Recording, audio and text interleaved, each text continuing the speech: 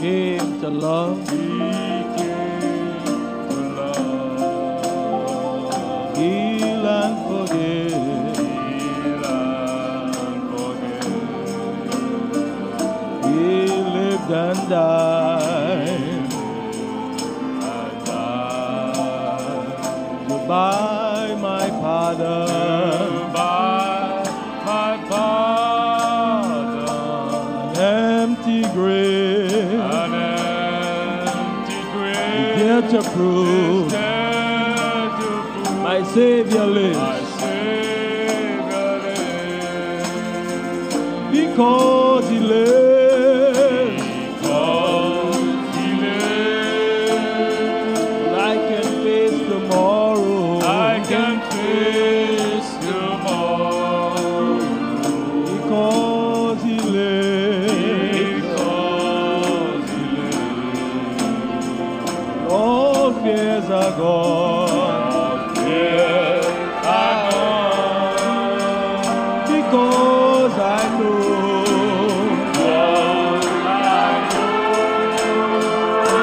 He holds the future.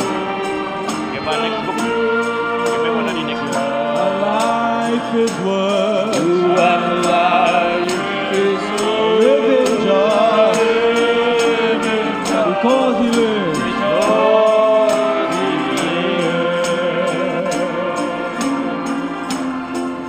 God sent His Son. They called Him Jesus. Oh, they call Him Jesus. He came to love, He came to love. heal and forgive. Heal and forgive. He lived and He died lived and died. by my pardon. You buy my pardon. An empty grave An empty grave was yet to prove yet to prove my Savior lives. Savior lives. Oh, because He lives. God, He lives. Well, I can face tomorrow. I can face tomorrow. Because He lives. Because He Oh, well, all fears are gone. lives. I'm Gone. Because I know Because I He know holds the future. the future. And life is worth And life is living just living just because He lives. because He lives. Because I can face tomorrow. I can face tomorrow. Because He lives. Because He lives. All fears are gone. Years are gone. Because I know Because I He know holds the future.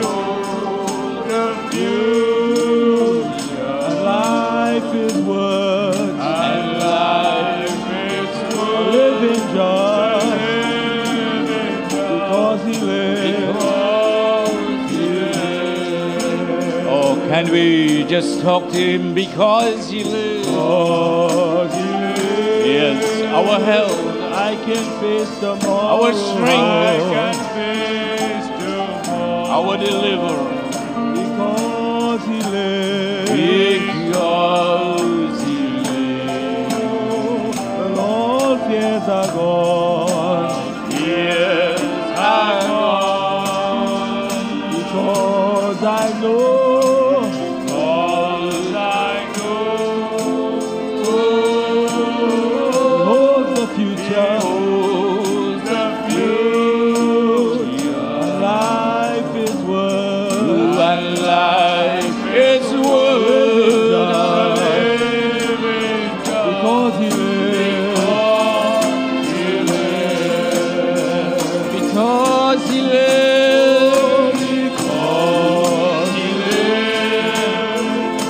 I can face tomorrow. I can face tomorrow. Because He lives. Because All fears are gone. our God, our Creator. Because I know.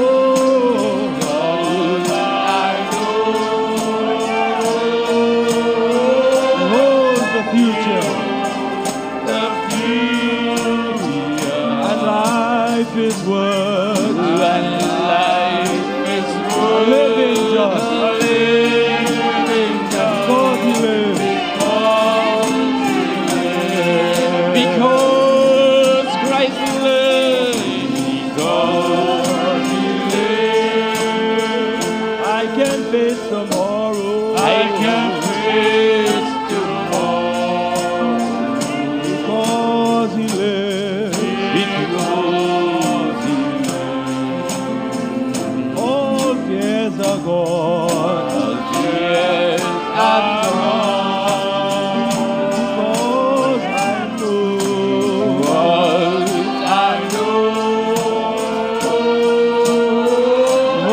The future. Life is worth living just because He lives.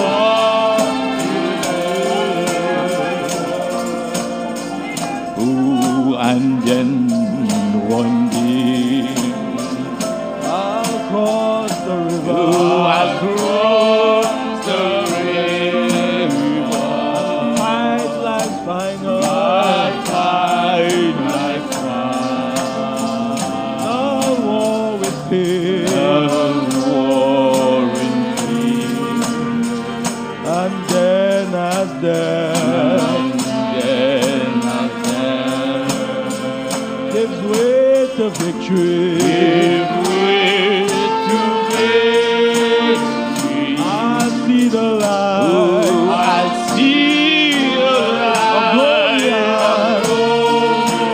I know He lives. Because He lives. I can face tomorrow.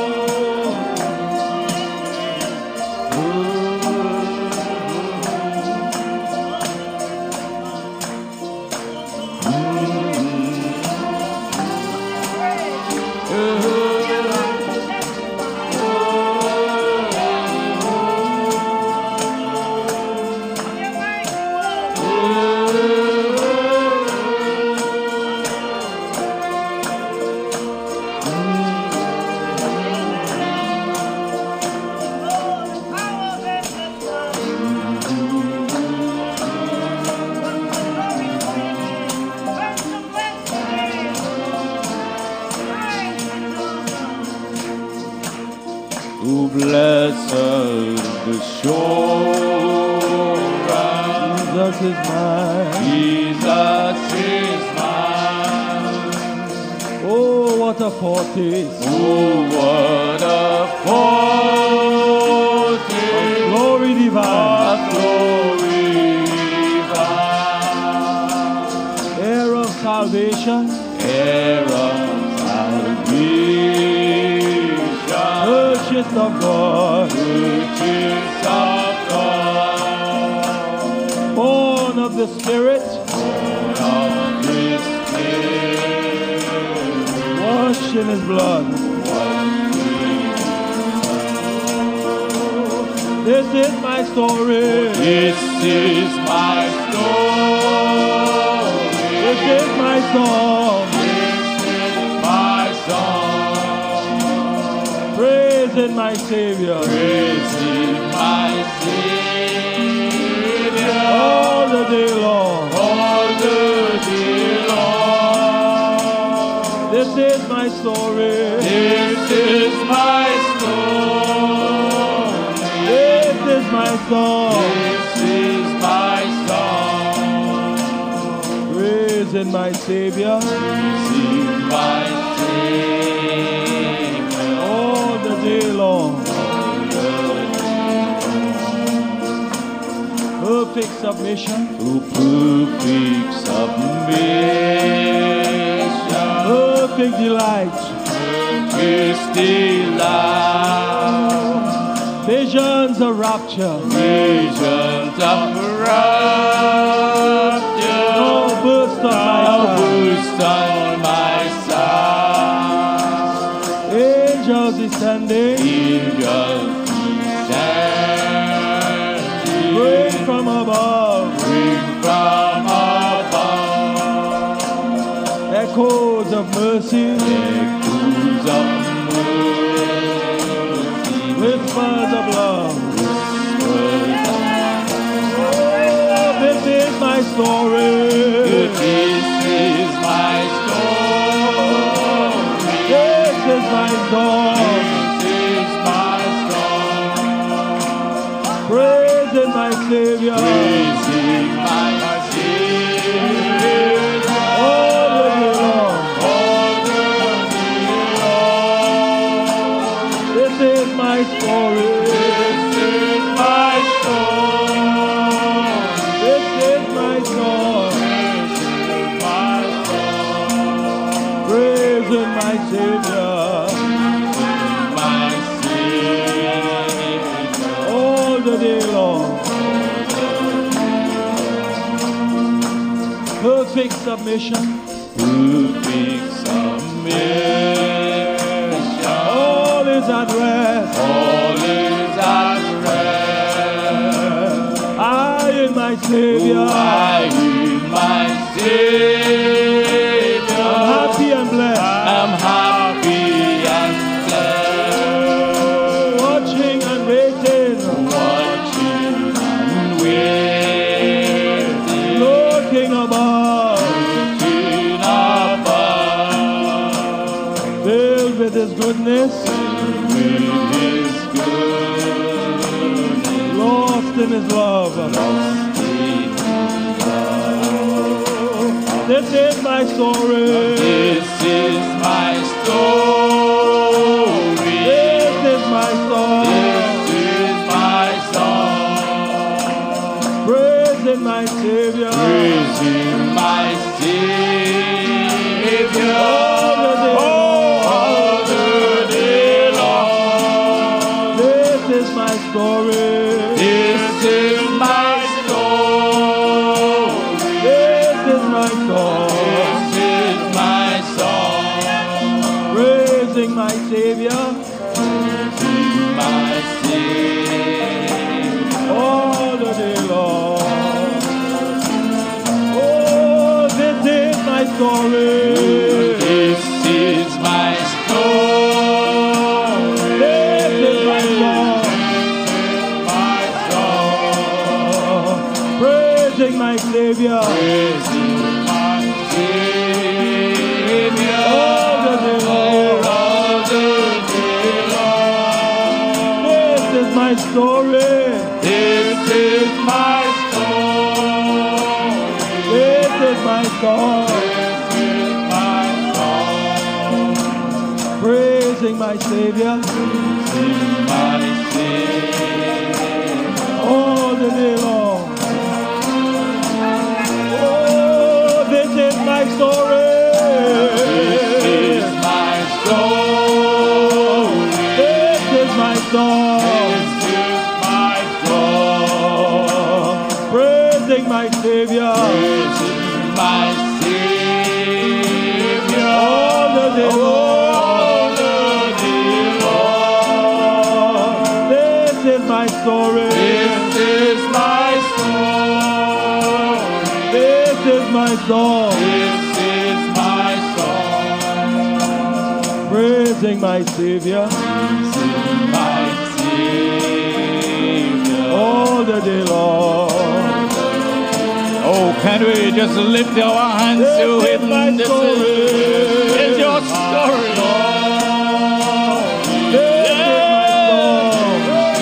My song. praising my Savior. Praising my Savior. All the day long. All the day long. This is my story. This is my story. This is my song. This is my song. Praising my Savior. Praising my Savior. All the day long. Just feel the talent. This is my This is story. my story. My story. This is my song. This is my song. Praising my Savior. This is my Savior. All the day long. All the day long. This is my story. This is my story. This is my song. This is my song. Praising my Savior. Praising my Savior. All the day long.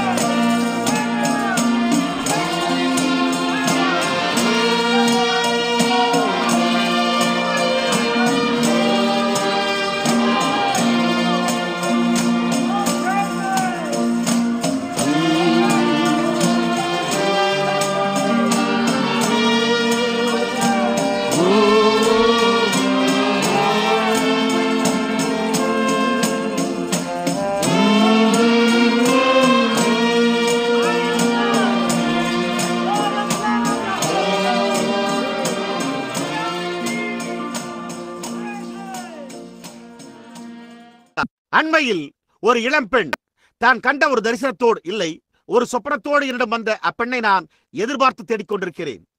நான் அதற்கான வியாக்கியானத்தை பெற்றுள்ளேன்.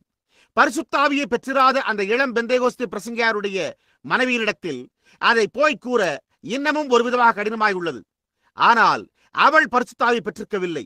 ஆனால் அதன் பின்னர் அவள் அதை பெற்றுக் கொண்டாள். பாருங்கள், ஆம், அது வித்தியாசமாய் உள்ளது. பாருங்கள், ஆம், அது அந்நிய பாஷையில் பேசுவதல்ல, அது ஆவியில் நடனமாடுவதல்ல, அது நீங்கள் சார்ந்திருக்கக்கூடிய எந்த காரியங்களிலும் இல்லை.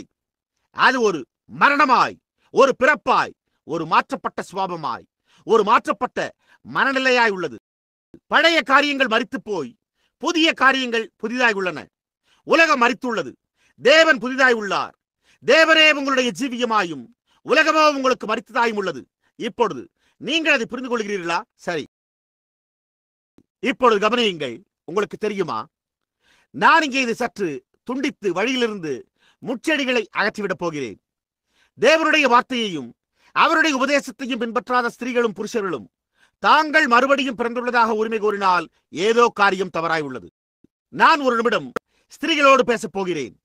தேவனுடைய வார்த்தையானது குட்டையாக தலைமுடியை வெட்டிக் கொள்ளுதலையும், குட்டைக்கால் சட்டைகளை அணிவதையும், தளர்கார் சட்டைகளை அணிவதையும், ஒடுக்கக்கேடாக உடை உடுத்துவதையும் கண்டனம் செய்கிறது என்று ஒரு ஸ்திரீ அறிந்திருந்தும் தன்னுடைய தலைமுடியை வளர்விட போதிய பண்பு நலமின்றி ஒரு கிறிஸ்தவளைப் போல் காணப்படுகிற ஆடைகளை அணியாமல் இருந்தால் அவள் வஞ்சிக்கப்பட்டிருக்கிறாள். நீங்கள் எந்த விதமான காரியத்தினூடாக இருந்து வந்தாலும் எனக்கு கவலை இல்லை. ஒரு உலர்ந்து போன பசுவின் தோலின் மீது பட்டாணிகளை கொட்டுவது போல நீங்கள் அந்நிய பாஷையில் பேசியிருக்கலாம். நீங்கள் முழு கட்டடத்தையே அசைக்கும் அளவிற்கு ஆவியில் நடனமாடி இருக்கலாம். நீங்கள் அவ்வாறு செய்திருக்கலாம். அதற்கு இதனோடு எந்த ஒரு சம்பந்தமும் இல்லை. அது உலகத்தின் அன்பு இன்னமும் உங்களில் இருக்கிறது என்பதையே காட்டுகிறது. தேவன் அதை கண்டனம் செய்யும் போது அவர் ஒரு ஸ்திரீ தன்னுடைய தலைமுடியை நிலமாய் வைத்திருக்க வேண்டும், புருஷனோ குட்டையான தலைமுடியை வைத்திருக்க வேண்டும் என்று சுவாபமே உங்களுக்கு போதிக்கிறதே.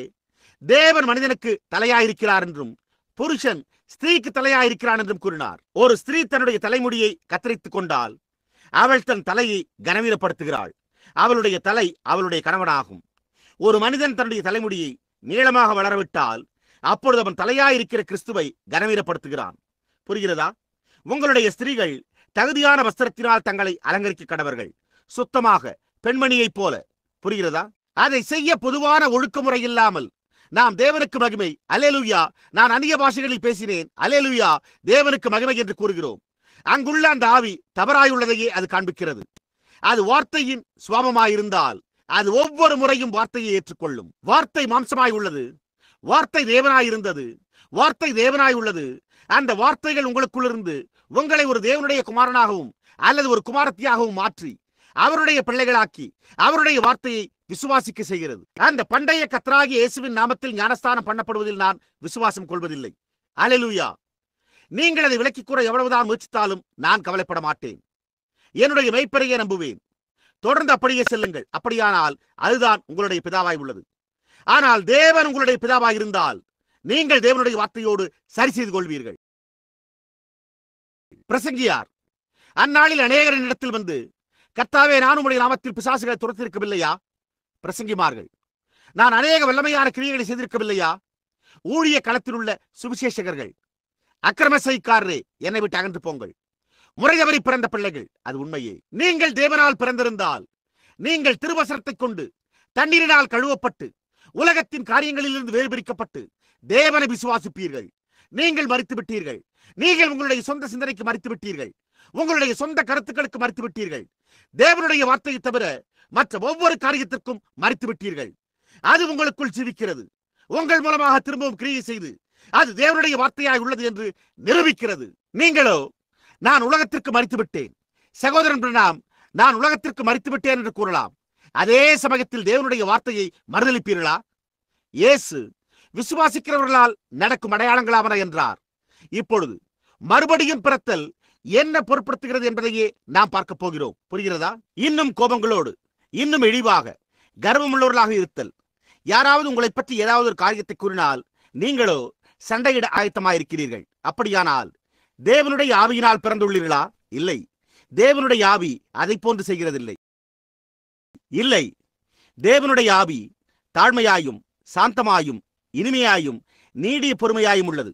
அது தேவனாய் உள்ளது. அன்பாய், தயவாய், மன்னிப்பாய் உள்ளது. அதுவே தேவனுடைய ஆவியாய் உள்ளது. ஓ ஆம். ஆனாலும் அவர்கள் அந்த ஸ்தாபனத்தை பிடித்துக் கொண்டு அந்நிய பாஷைகளில் பேசி தீர்க்க தரிசனம் உரைத்து எல்லா விதமான கிரியைகளையும் செய்வார்கள்.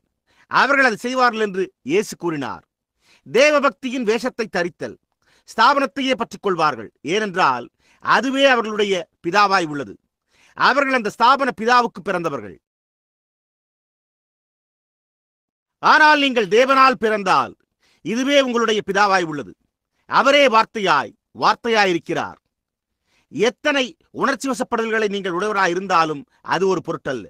நீங்கள் உலகத்திற்கு மரித்து கிறிஸ்துவுக்குள் உயிரோடு இருக்கும் வரையில் இன்னமும் ஒரு சாத்தானின் பிள்ளையாகவே இருக்கிறீர்கள்.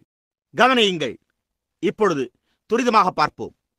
ஒரு ஆத்துமா நல்லதோ அல்லது கெட்டதோ, மரணம் அதை மாற்றுகிறதில்லை. ஒரு ஆத்துமா என்றால் என்ன? என்ற இந்த ஒன்றின் பேரில் நான் விளக்கமளிக்க வேண்டும் என்பதற்காக நான் இங்கே ஏராளமான வேத வாக்கியங்களை எழுதி வைத்துள்ளேன். ஒரு ஆத்துமா என்றால் என்ன? அது நீங்களாகும். நீங்கள் ஒரு ஆத்துமாவாயிருக்கிறீர்கள். அது உங்களுடைய உட்புறத்தில் உள்ள பாகம். நீங்கள் மரிக்கும் போது என்ன நிலைமையில் அந்த ஆத்துமா உள்ளே இருக்கிறதோ அந்த விதமாகவே அது செல்லுகிறது. அது அதனுடைய சேரும் இடத்திற்கு செல்லுகிறது. நீங்கள் அதற்காக எவ்வளவுதான் அப்பொழுது செய்ய முயற்சித்தாலும் அது ஒரு பொருட்டல்ல. உங்களால் அதை வெளியே எடுக்க முடியாது. அந்த ஆத்துமா இங்கே மாற்றப்பட வேண்டியதாய், மறுபடியும் பிறக்க வேண்டியதாய் உள்ளது. நீங்களோ சகோதரன் பிரணாம் அவர்களே, பரிசுத்த ஆவியை குறித்து என்ன என்று கேட்கலாம். பரிசுத்த ஆவியானது உங்களை அந்த சரீரத்துக்குள்ளாக சேவைக்காக அபிஷேகிக்கிறது. ஆனால் நீங்கள் நித்திய ஜீவனுக்கு எதுவாக விசுவாசிக்கிறீர்கள்? என் வசனத்தை கேட்டு என்னை அனுப்பினவரை விசுவாசிக்கிறவர்களுக்கு நித்திய ஜீவன் உண்டு. புரிகிறதா? அதன் பின்னர் நீங்கள் பரிசுத்த ஆவியினால் அந்த சரீரத்துக்குள்ளாக வரங்களின் வெளிப்படுத்தல்கள் போன்றவற்றுக்காக அபிஷேகிக்கப்படுகின்றீர்கள். ஆனால் நீங்கள் நித்திய ஜீவனுக்கு என்று விசுவாசிக்கிறீர்கள். விசுவாசிக்கிறவனுக்கு நித்திய ஜீவன் உண்டு.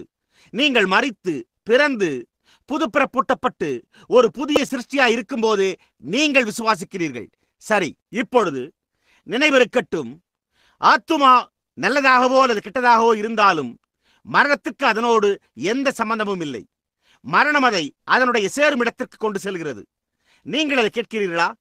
நீங்கள் இன்னமும் உலகத்தையும் அதிலுள்ள உலகத்தின் அன்பையும் கொண்டிருந்தால் அது உங்களோடு மரிக்க வேண்டும். ஏனென்றால் உலகமானது மரிக்க வேண்டும். தேவன் உலகத்தை ஆக்கிரமிக்குட்படுத்தி இருக்கிறார். அதுவே உலக நிலைமையாய் உள்ளது. தேவன் அதை ஆக்கிரமிக்குட்படுத்தி இருக்கிறார். அது மரிக்க வேண்டும்.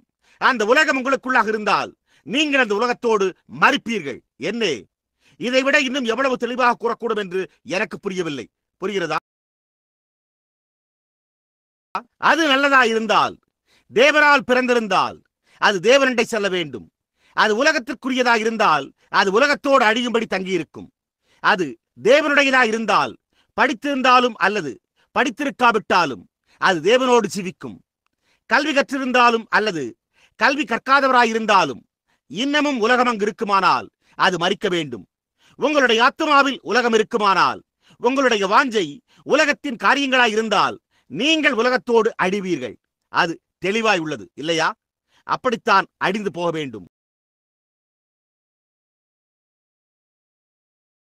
நீங்கள் ஒரு மரித்த உலகத்தின் பாகமாய் இருக்கிறீர்கள். உலகம் மரித்துள்ளது போல நீங்களும் உலகத்தோடு மரித்து விட்டீர்கள். ஆனால் நீங்கள் மறுபடியும் பிறந்திருந்தால் நீங்கள் கிறிஸ்துவோடு உயிரோடு இருக்கிறீர்கள். உங்களுடைய நேசங்கள் பரத்திலுள்ள காரியங்களின் மேல் இருக்குமே என்று உலகத்தின் காரியங்கள் மேல் இருக்காது.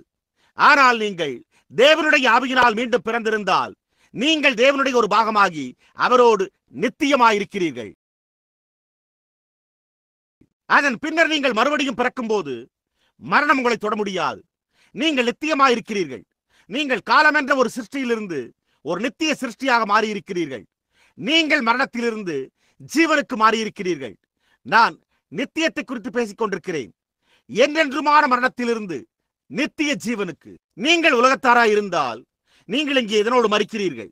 நீங்கள் அன்பு, அதாவது வேதம் யோவான் புஸ்தகத்தில் நீங்கள் உலகத்திலும் அல்லது உலகத்தின் காரியங்களிலும் அன்பு கூர்ந்தால் தேவனுடைய அன்பு உங்களுக்குள்ளாக இல்லாது அதற்கு காரணமாய் உள்ளது என்று கூறியுள்ளது. உங்களால் உலகத்தை நேசிக்க முடியாது. இயேசு நீங்கள் தேவனையும் உலகப் பொருளையும் நேசிக்க முடியாது என்றார். உலகப் பொருள் என்பதே உலகமாய் உள்ளது. உங்களால் உலகத்தையும் தேவனையும் ஒரே நேரத்தில் நேசிக்க முடியாது. ஒருவன் என்னை நேசிப்பதாக கூறி என்னுடைய கற்பனைகளை கை கொள்ளவில்லை என்றால் அவன் ஒரு பொய்யனாய் இருக்கிறான் என்றும் அவனுக்குள் சத்தியம் இல்லை என்றும் வேதம் கூறியுள்ளது. அங்குதான் உங்கள் காரியமே உள்ளது. ஓ பிரணாம் கூடாரமே, நல்ல ஜனங்களாகி நீங்கள் எல்லோருமே நாம் பட்டியலிட்டு பார்ப்போமாக. இது புதிய வருடமாய் உள்ளது. நாம் துவங்குவோம். நம்மிடத்திலிருந்து உலகத்தின் காரியங்களை வெளியேற்ற நாம் ஏதோ ஒன்றை செய்வோமாக. அது இன்னமும் அங்கிருக்குமானால் நாம் அதை வெளியேற்றுவோமாக. ஆமையா, சரி. இன்றைய ஜனங்களே, நான் துரிதமாக முடிக்க வேண்டும். இன்றைய ஜனங்கள் எல்லா விதமான ஆவிகளையும் ஏற்றுக்கொள்கிறார்கள். அவர்கள் போய் ஒரு சபை ஆவியை ஏற்றுக்கொள்கிறார்கள். அவர்கள் மறுபடியும் பிறந்த தேவனுடைய ஆவிகள் என்று தங்களை அடைத்துக் கொள்கிற ஆவிகளையும் கூட ஏற்றுக்கொண்டு உண்மையாயிருக்கிற தேவனுடைய வார்த்தையை மறுதலிக்கிறார்கள். தேவனுடைய ஆவி அவருடைய சொந்த வார்த்தையை மறுதலிக்கும் என்பதை உங்களால் யூகித்து பார்க்க முடிகிறதா? கத்தோலிக்க ஜனங்களாகிய உங்களுக்கு, ரோமன் கத்தோலிக்கருக்கு நான் பொருட்படுத்தி கூறுவதோ, வேதத்திற்கு முரணாயிருக்கிற அந்த கோட்பாடுகளை ஏற்றுக்கொண்டு தேவனுடைய வார்த்தையை மறுதலித்துவிட்டு தேவனுடைய ஆவி உங்களுக்குள் இருக்கிறது என்றும் நீங்கள் தேவனுடைய ஆவியினால் பிறந்துள்ளீர்கள் என்றும் உங்களால் உண்மையாகவே கூற முடியுமா? இந்த வேதாகமத்தை எழுதின ஆவியானவர் இதை மறுதலிப்பாரா? நான் ஏதோ ஒரு காரியத்தை கூறி பின்னர் எழும்பி நின்று அதற்கு எதிராக பொய்யுரைக்கக்கூடும். தேவன் ஒரு காரியத்தை கூறி அதன் பின்னர் திரும்பி அதை குறித்து பொய்யுரைப்பாரா? வேதமோ எவ்வளவேனும் பொய்யுரையாத தேவன் என்று கூறியுள்ளது. ஏனென்றால் அவர் சகல சத்தியத்திற்கும் ஊற்றாயிருக்கிறார். பிதா, குமாரன், பரிசுத்த ஆவியின் பட்டப்பெயர்களில் ஞானஸ்தானம் பண்ணப்படுகிற மெத்தோடிஸ்ட் பாப்டிஸ்டுகளாகிய நீங்கள் இப்பொழுது வித்தியாசத்தை அறிந்து கொண்டீர்களா? நீங்கள் உங்களுடைய வேதாகமத்தை வைத்துள்ளீர்கள். நீங்கள் ஒரு சபையை சேர்ந்து கொள்வதையும் ஒரு கரங்குலுக்குவதன் மூலமும் ஏற்றுக்கொள்கிறீர்களா? நீங்கள் உங்களுடைய கடிதத்தை ஒருவரிடத்திலிருந்து ஒருவர் ஏற்றுக்கொண்டு நீங்கள் தேவனுடைய ஆவியினால் மறுபடியும் பிறந்துள்ளீர்கள் என்று உரிமை கோருகிறீர்களா? நீங்கள் அதை செய்துவிட்டு அதன் பின்னர் தேவனுடைய வார்த்தையில் நோக்கி பார்த்து மறுபடியும் பிறந்த ஒரு கிறிஸ்தவன் என்று உங்களை அழைத்துக் கொள்ள முடியுமா? நீங்கள் சபைக்கு மரிக்கும் போது, நீங்கள் கோட்பாடுகளுக்கு மரிக்கும் போது, நீங்கள் உலகத்துக்கு மரிக்கும் போது, நீங்கள் தேவனை தவிர மற்ற ஒவ்வொரு காரியத்திற்கும் மரித்து விடுகிறீர்கள். தேவன் வார்த்தையாயிருக்கிறாரே, அங்குதான் உங்கள் காரியமே உள்ளது. நாம் பார்ப்போம். அவர்கள் ஒவ்வொரு விதமான ஆவியையும் ஏற்றுக்கொள்கிறார்கள். அவர்கள் சபை ஆவிகளை பெற்றுள்ளனர். அவர்கள் எல்லா விதமான ஆவிகளையும் பெற்றுள்ளனர். இப்பொழுது கூர்ந்து கவனியுங்கள். தீர்க்கதரிசிகள், தேவனுடைய வார்த்தை தீர்க்கதரிசிக்கு வருகிறது. வேதம் அவண்ணமாய் கூறியுள்ளது. இப்பொழுது முடிக்கையில் நான் இன்னும் 2ற்கும் மேற்பட்ட கருத்துக்களை கூறும்படி வைத்துள்ளேன். நான் அதை கூற வேண்டும். அதன் பின்னர் நான் நிறுத்திவிடப் போகிறேன். கர்த்தருடைய வார்த்தை தீர்க்கதரிசிகளிடத்திற்கு வருகிறது. தீர்க்கதரிசிகளிடத்திற்கு என்ன வருகிறது? சபையினுடைய வார்த்தையா தீர்க்கதரிசியிடத்துக்கு வருகிறது? கோட்பாட்டின் வார்த்தை தீர்க்கதரிசியிடத்துக்கு வந்ததா? கர்த்தருடைய வார்த்தையே. அது என்னவா இருந்தது? தீர்க்கதரிசி தேவனுடைய வார்த்தையை வெளிப்படுத்தினார். புரிகிறதா? அது தீர்க்கதரிசிகள் உண்மையான தீர்க்கதரிசிகள் ஆகும். இப்பொழுது நாம் கள்ள தீர்க்கதரிசிகளை உடையவர்களாக இருக்கிறோம். நாம் இன்னும் ஒரு நிமிடத்தில் அவர்களை பார்க்க போகிறோம். ஆனால் உண்மையான தீர்க்கதரிசி, அந்த உண்மையான வார்த்தை உண்மையான தீர்க்கதரிசி அண்டை வந்தது. அது மற்ற வேற எதுவுமாயிருக்க முடியாது. இப்பொழுது ஒரு கோட்பாடு அந்த தீர்க்கதரிசி அண்டை வரவில்லை. ஒரு ஸ்தாபனம் அந்த தீர்க்கதரிசி அண்டை வரவில்லை. இல்லை. ஆனால் கர்த்தருடைய வார்த்தை தீர்க்கதரிசி அண்டை வந்தது. அவன் அதை ஜனங்களுக்கு வெளிப்படுத்தினான். உண்மையான தீர்க்கதரிசி உண்மையான வார்த்தையை உடையவனாயிருந்தான். ஒரு உண்மையான தீர்க்கதரிசியை நீங்கள் எப்படி சோதித்தருகிறீர்கள்? அவன் தேவனுடைய வார்த்தையை பெற்றுக் கொண்டுள்ள போதுதான். அப்பொழுது அது ஒரு உண்மையான வார்த்தையா இல்லை என்றால் அது கள்ள ஒன்றாக இருக்க வேண்டும். இந்த வார்த்தையிலிருந்து வித்தியாசமான ஒரு காரியத்தை அது கூறுமானால் இந்த வார்த்தையே தேவனுடைய வார்த்தையாய் உள்ளது. ஒவ்வொரு தீர்க்கதரிசியின் வார்த்தையும் ஒரு பொய்யாயும் தேவனுடைய வார்த்தையே சத்தியமாயும் இருப்பதாக. தீர்க்கதரிசியிடத்திலிருந்து வருகின்ற அந்த வார்த்தை தேவனுடைய வார்த்தையாயிருந்தால் அப்பொழுது அவன் ஒரு உண்மையான தீர்க்கதரிசியாயிருக்கிறான். ஏனென்றால் வார்த்தை தீர்க்கதரிசிகளிடத்திற்கு, உண்மையான தீர்க்கதரிசிகளிடத்திற்கு வருகிறது. நாம் எப்பொழுதுமே கள்ள தீர்க்கதரிசிகளை உடையவர்களாய் இருந்து வருகிறோம். உண்மையான தீர்க்கதரிசிகள் உண்மையான வார்த்தை, கள்ள தீர்க்கதரிசிகள் கள்ள வார்த்தை. நம்முடைய கோட்பாடுகள், நம்முடைய ஸ்தாபனங்கள் இதை சேர்ந்து கொள்ளுதல், இதை கூறுவது, இதை விசுவாசிப்பது, இதை செய்வது என்பதாகும். ஆனால் உண்மையான வார்த்தை உண்மையான தீர்க்கதரிசி என்று வருகிறது. அப்பொழுது அவன் உங்களுக்கு உண்மையான வார்த்தையை கூறுகிறான். நீங்கள் அந்த உண்மையான வார்த்தையை பின்பற்றும் போது நீங்கள் ஒரு உண்மையான வார்த்தையின் அனுபவத்தை பெற்றுக் கொள்கிறீர்கள். ஏனென்றால் வார்த்தை உங்களில் மாம்சமாக்கப்படுகிறது. அப்பொழுது நீங்கள் தேவனுடைய குமாரனாகிறீர்கள். தேவனுடைய வார்த்தை தேவனிடத்திலிருந்து சுழன்று கொண்டு உங்களுக்குள்ளாக வருகிறது. நீங்கள் அவருடைய சுபாவமாய் இருக்கிறீர்கள். அவருடைய ஆவி உங்களுக்குள் இருக்கிறபடியால் நீங்கள் தேவனுடைய கிரியைகளை செய்வீர்கள். அல்லேலூயா. வேதம் அவண்ணமாய் கூறியுள்ளதே. என்ன கள்ள தீர்க்கதரிசிகள் கள்ள வார்த்தைகளை கொண்டு வருகிறார்கள். அவர்கள் என்ன செய்கிறார்கள்? தவறான உணர்ச்சிகளை உடையவர்களாய் இருக்கின்றனர். கள்ள தீர்க்கதரிசிகள் கள்ளத்தனமாய் இருக்கும்படி சில உண்மையான வார்த்தையை கை கொள்ளுகின்றனர். ஆனால் அவர்கள் தொடர்ந்து செய்கிறதில்லை. ஆனால் வேதம் கூறியுள்ளது. நீங்கள் அதன் பேரிலான வேத வாக்கியத்தை குறித்துக் கொள்ள வேண்டுமானால் தீமோத்தேயு 2 நிருபம் 3 அதிகாரத்தில் பார்க்கலாம். கள்ள தீர்க்கதரிசிகள் உண்மையான வார்த்தையை கள்ளத்தனமாக்கும்படி போதுமானவற்றை உடையவர்களாய் உள்ளனர். ஏனென்றால் வேதம் அவர்கள் தேவபக்தியின் வேஷத்தை தரித்திருப்பார்கள் என்று கூறியுள்ளது. முறைப்படி தேவபக்தியின் வேஷத்தை தரிக்க அவர்கள் சத்தியத்தை போன்ற சிலவற்றை பெற்றிருக்க வேண்டும். ஒரு தேவபக்தியின் வேஷம், ஆனால் அதன் பலனை மறுதலிப்பது. எதை குறித்த வல்லமை? உங்களை சரிபடுத்துவதற்கு, ஒரு வித்தியாசமாய் இருப்பதற்கு, தேவனை சேவிக்க, நடனங்களுக்கும் உலகத்தின் காரியங்களுக்கும் செல்லாதிருத்தல். வேதம் உங்களுடைய தலைமுடியை வெட்டக்கூடாது என்று கண்டிக்கிறது. அது எந்த வித்தியாசத்தையும் உண்டு பண்ணுகிறதில்லை என்று கள்ளத்தீர்க்கதரிசிகள் கூறுகின்றனர். அண்மையில் ஒருவர் கூறினார், நான் அதை இங்கு இதற்கு முன்பு மேற்கோள் காட்டினேன் என்று நான் நினைக்கிறேன், எனக்கு தெரியவில்லை. அவர், நீர் ஏன் ஸ்திரீகளையும் புருஷர்களையும் கண்டனம் செய்வதை விட்டுவிடக் கூடாது? காரணம், ஜனங்களோ உம்மை ஒரு தீர்க்கதரிசியாக கருதுகிறார்களே என்று என்னிடம் கூறினார். அதற்கு நான் அவ்வாறு கூறவில்லை என்றேன். அப்பொழுது அவரோ, ஆனால் ஜனங்கள் உம்மை அவ்வாறு கருதுகிறார்கள், எனவே தரிசனங்களை பெற்றுக்கொள்வது எப்படி என்றும் அந்த விதமாக தேவனுடைய கிரியைகளை எப்படி செய்ய வேண்டும் என்றும் நீர் ஏன் போதிக்க கூடாது என்று கேட்டார். அதற்கு நான், அவர்கள் தங்களுடைய மொழியின் முதலெழுத்துக்களையே அறியாதிருக்கும் போது நான் எப்படி அவர்களுக்கு இயற்கணிதத்தை கற்பிக்க முடியும் என்று கேட்டேன். பார்த்தீர்களா? புரிகிறதா? எப்படி ஒரு குழந்தையை நீங்கள் மழலையர் பள்ளியிலிருந்து எடுத்து இன்றைக்கே அதற்கு ஒரு கல்லூரி படிப்பை அளித்து வர்க்கமூலத்தை அதற்கு கற்றுத்தர முடியும்? அவனுக்கு ஆங்கில மொழியின் முதல் 3 எழுத்துக்களான ABC என்பதே என்ன பொருள்படுகிறது என்று அறியாதிருக்கும் போது நீங்கள் அதை எப்படி செய்ய முடியும்? ஆங்கில மொழியின் முதல் 3 எழுத்துக்களான ABC என்ன பொருள்படுகிறது என்று உங்களுக்கு தெரியுமா? எப்பொழுதுமே கிறிஸ்துவை விசுவாசிப்பது என்பதாகும். அது உண்மை. சபையை விசுவாசிக்காதீர்கள், கோட்பாட்டை விசுவாசிக்காதீர்கள், அவர்களுடைய உபதேசங்களை விசுவாசிக்காதீர்கள், கிறிஸ்துவை விசுவாசியுங்கள். ஏன்? அவரை அறிவது, அவரை அறிந்து கொள்வது ஜீவனாயிருக்கிறது. அது சரிதானே? அவருடைய கோட்பாட்டை அறிவதல்ல. இல்லை, அவர் எந்த கோட்பாடுகளையும் உடையவராயிருக்கவில்லை. அவருடைய வார்த்தையை அறிவதும் கூட இல்லை. அவருடைய வார்த்தையை அறிவதல்ல, நீங்கள் அவரை அறிந்து கொள்ள வேண்டும்.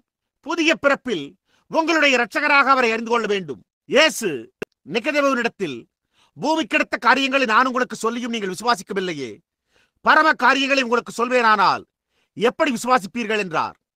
அவர்கள் பூமிக்குரிய காரியங்களையே விசுவாசிக்காமல் இருக்கும்போது தரிசனங்களை கண்டும் அதை போன்ற காரியங்களை அறிந்து அதை போன்ற ஒரு ஒழுங்குமுறையான பள்ளியை அமைப்பதற்கும் ஆவிக்குள்ளாக பிரவேசிக்கும்படியான ஆவிக்குரிய காரியங்களை நீங்கள் எப்படி விசுவாசிக்கப் போகிறீர்கள்? ஆடைகளை சரியாக உடுத்திக் கொள்வதை கூட விசுவாசிக்க முடியவில்லையே. அவர்களுடைய புகைப்படத்தை விட்டுவிடுவதற்கும், அவர்களுடைய பொய்யுரைத்தலை விட்டுவிடுவதற்கும், அவர்களுடைய கோபத்தை ஒருபுறம் தள்ளி வைப்பதற்கும், அந்த எல்லா காரியங்களையும் இந்த எல்லா காரியங்களை செய்யவும் அல்லது இச்சிப்பதை விட்டுவிடவும் கூட நம்ப முடியவில்லையே. அவர்கள் பெற்றுள்ள இந்த எல்லா காரியங்களும் அவர்களுக்கு மேல் இன்னமும் தொங்கிக் கொண்டிருக்கும் போது ஆவிக்குள்ளாக பிரவேசிக்கும்படி உங்களால் எப்படி ஜனங்களுக்கு போதிக்க முடியும்? ஆம், என்ன கள்ளத்தீர்க்கதரிசிகள் கள்ள வார்த்தைகளையும் கோட்பாடுகளையும் ஸ்தாபனங்களையும் உணர்ச்சிகளையும் உடையவர்களாயிருக்கின்றனர். தேவனுக்கு ஸ்தோத்திரம். நீங்கள் செய்ய வேண்டிய காரியம் அது மாத்திரம்தானே. நீங்கள் எலியாவினுடைய வஸ்திரத்தை உடுத்திக்கொள்ள விரும்புகிறீர்களா? தேவனுக்கு மகிமை.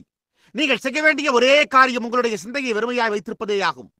எந்த ஒரு காரியத்தையும் சிந்திக்காமல் என்னை நிரப்பும், என்னை நிரப்பும், என்னை நிரப்பும் என்கின்றனர்.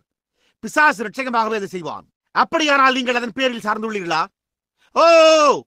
சகோதரன் பிரணாம் அவர்களே, அது என் மீது நிரம்பி வழிந்தது. நான் அதை உணர்ந்தேன். தேவனுக்கு மகிமை. அல்லேலூயா. அந்த விதமாக மேலும் கீழும் குதித்தல். நான் அதை பெற்றுக்கொண்டேன். நீங்கள் ஜீவிப்பது போன்றே ஜீவிக்கின்றீர்களா? அவர்களுடைய கனிகளினால் நீங்கள் அவர்களை அறிவீர்கள். புரிகிறதா? பாருங்கள், உணர்ச்சி வசப்படுதல் அல்ல. சகோதரனே, நீங்கள் பரிசுத்த ஆவியை பெற வேண்டுமானால் பீடத்தண்டை முழங்காற்படியிட்டு நீங்கள் அந்நிய பாஷையில் பேசும் வரையில் மகிமை மகிமை மகிமை மகிமை மகிமை என்று கூறுங்கள். பின்னர் திரும்பி போய் பொய்யுரைத்து திருடுகிற எந்த விதமான ஒரு வாழ்க்கையும் வாழ்வதா? அவர்கள் உங்களிடத்தில் இயேசு கிறிஸ்துவின் நாமத்தில் ஞானஸ்தானம் பண்ணப்படுவதை குறித்து கூறும்போது அது மதவெறித்தனம், என்னுடைய சபை வித்தியாசமாக போதிக்கிறதே என்கிறீர்கள். நீங்கள் மறுபடியும் பிறந்து திருவசனமாகிய தண்ணீரால் கழுவப்பட்டிருக்கின்றீர்கள் என்று கூறுவதா? எங்கோ ஏதோ காரியம் தவறாய் உள்ளது. புரிகிறதா? நீங்கள் ஒவ்வொரு வார்த்தையையும் அது இங்கு எழுதப்பட்டிருக்கிற விதமாகவே விசுவாசியுங்கள். நமக்கு தேவையில்லை. அதாவது வேதம் அது எந்த சுயத்தோற்றமான பொருளையும் உடையதா இராது என்று கூறியுள்ளது. தேவன் அதை வியாக்கியானித்தார். அது இந்த விதமாகவே உள்ளது. அவர் வார்த்தை, அவருடைய வார்த்தை இங்கு உள்ளது. வேதம் 2ஆம் நிருபத்தில் கூறவில்லையா? நான் அது பேதுரு 2ஆம் நிருபத்தில் வேதம் எந்த சுயத்தோற்றமான பொருளையும் உடையதா இருக்கவில்லை என்று உள்ளது என்று நினைக்கிறேன். நிச்சயமாக இல்லை. எந்த சுயத்தோற்றமான பொருளையும் உடையதா இருக்கவில்லை. அது எழுதப்பட்ட விதமாகவே அதை சரியாக அந்த விதமாகவே பொருட்படுத்துகிறது. எனவே அது இங்கே எழுதப்பட்டுள்ள விதமாகவே அதை அப்படியே விசுவாசியுங்கள். அப்பொழுது அது அதே பலன்களை கொண்டு வரும்.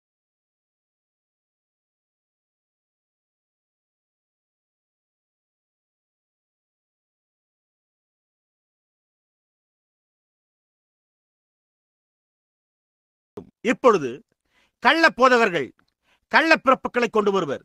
உண்மையான தீர்க்கதரிசிகள் வார்த்தையின் பிறப்பை, கிறிஸ்துவை கொண்டு வருவார்கள். கள்ள தீர்க்கதரிசிகள் கள்ள பிறப்பை, சபைகளின் பிறப்பை, கோட்பாடுகளின் பிறப்பை, ஸ்தாபனங்களின் பிறப்பை கொண்டு வருவர். பெந்தேகோஸ்தே சகோதரனே, இங்குதான் உங்கள் காரியமே உள்ளது. கள்ள உணர்வு இல்லை, உணர்ச்சி வசப்படுதல்கள். ஒரு மனிதன் அந்நிய பாஷைகளை பேசுகின்றபடியால் அவன் பரிசுத்த ஆவியை பெற்றுவிட்டான் என்று அவனிடம் கூறுகின்றீர்கள். நான் பிசாசுகள் அந்நிய பாஷைகளில் பேசுவதையும் பென்சில்கள் கீழே வைக்கப்பட்டு அந்நிய பாஷைகளில் எழுதுவதையும் கண்டிருக்கிறேன்.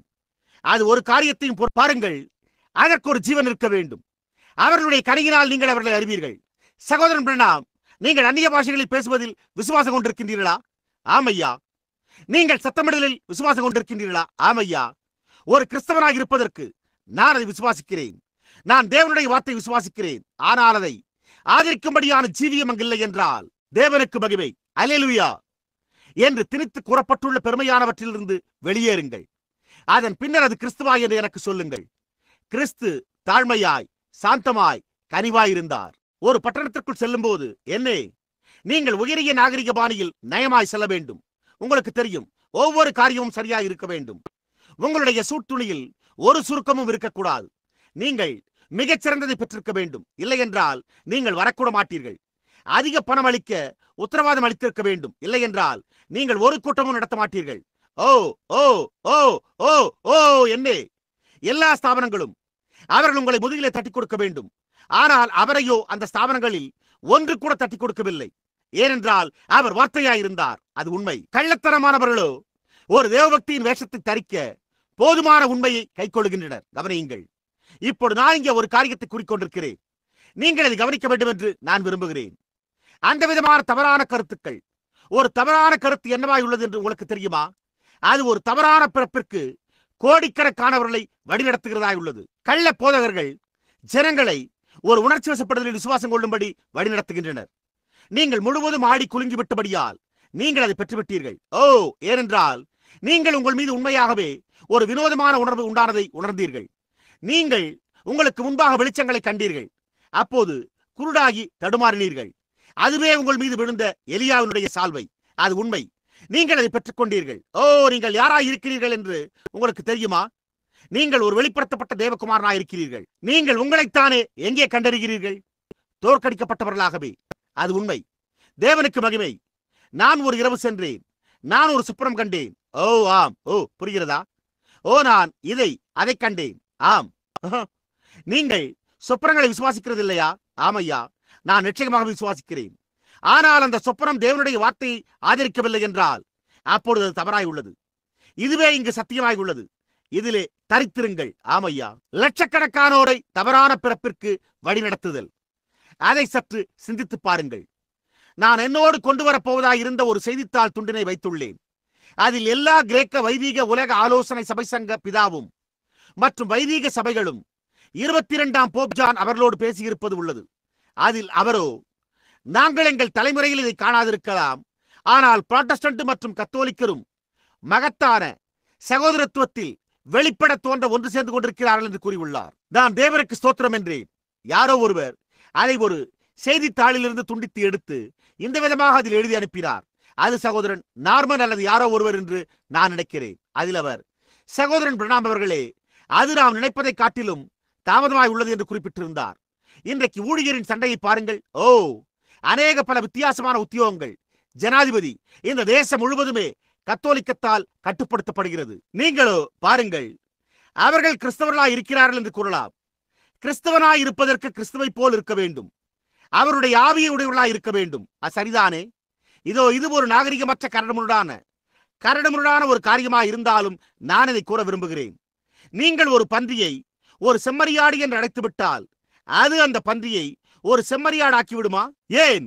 நீங்கள் பன்றிக்குட்டியே, நீ ஒரு பன்றிக்குட்டியாக இருக்கிறபடியால் நான் களைப்புற்று விட்டேன். எனக்கு ஒரு ஆட்டுக்குட்டி தேவை. எனவே நான் உன்னை இங்கிருந்து கொண்டு சென்று உன்னை முழுவதுமாக தேய்த்து கழுவப் போகிறேன். நான் உன்னுடைய பற்களை கழுவப் போகிறேன். நான் உன்னுடைய முடிகளை வாரி சீவப் போகிறேன். நான் உன்னை ஒரு ஆட்டுக்குட்டியாக்கப் போகிறேன்.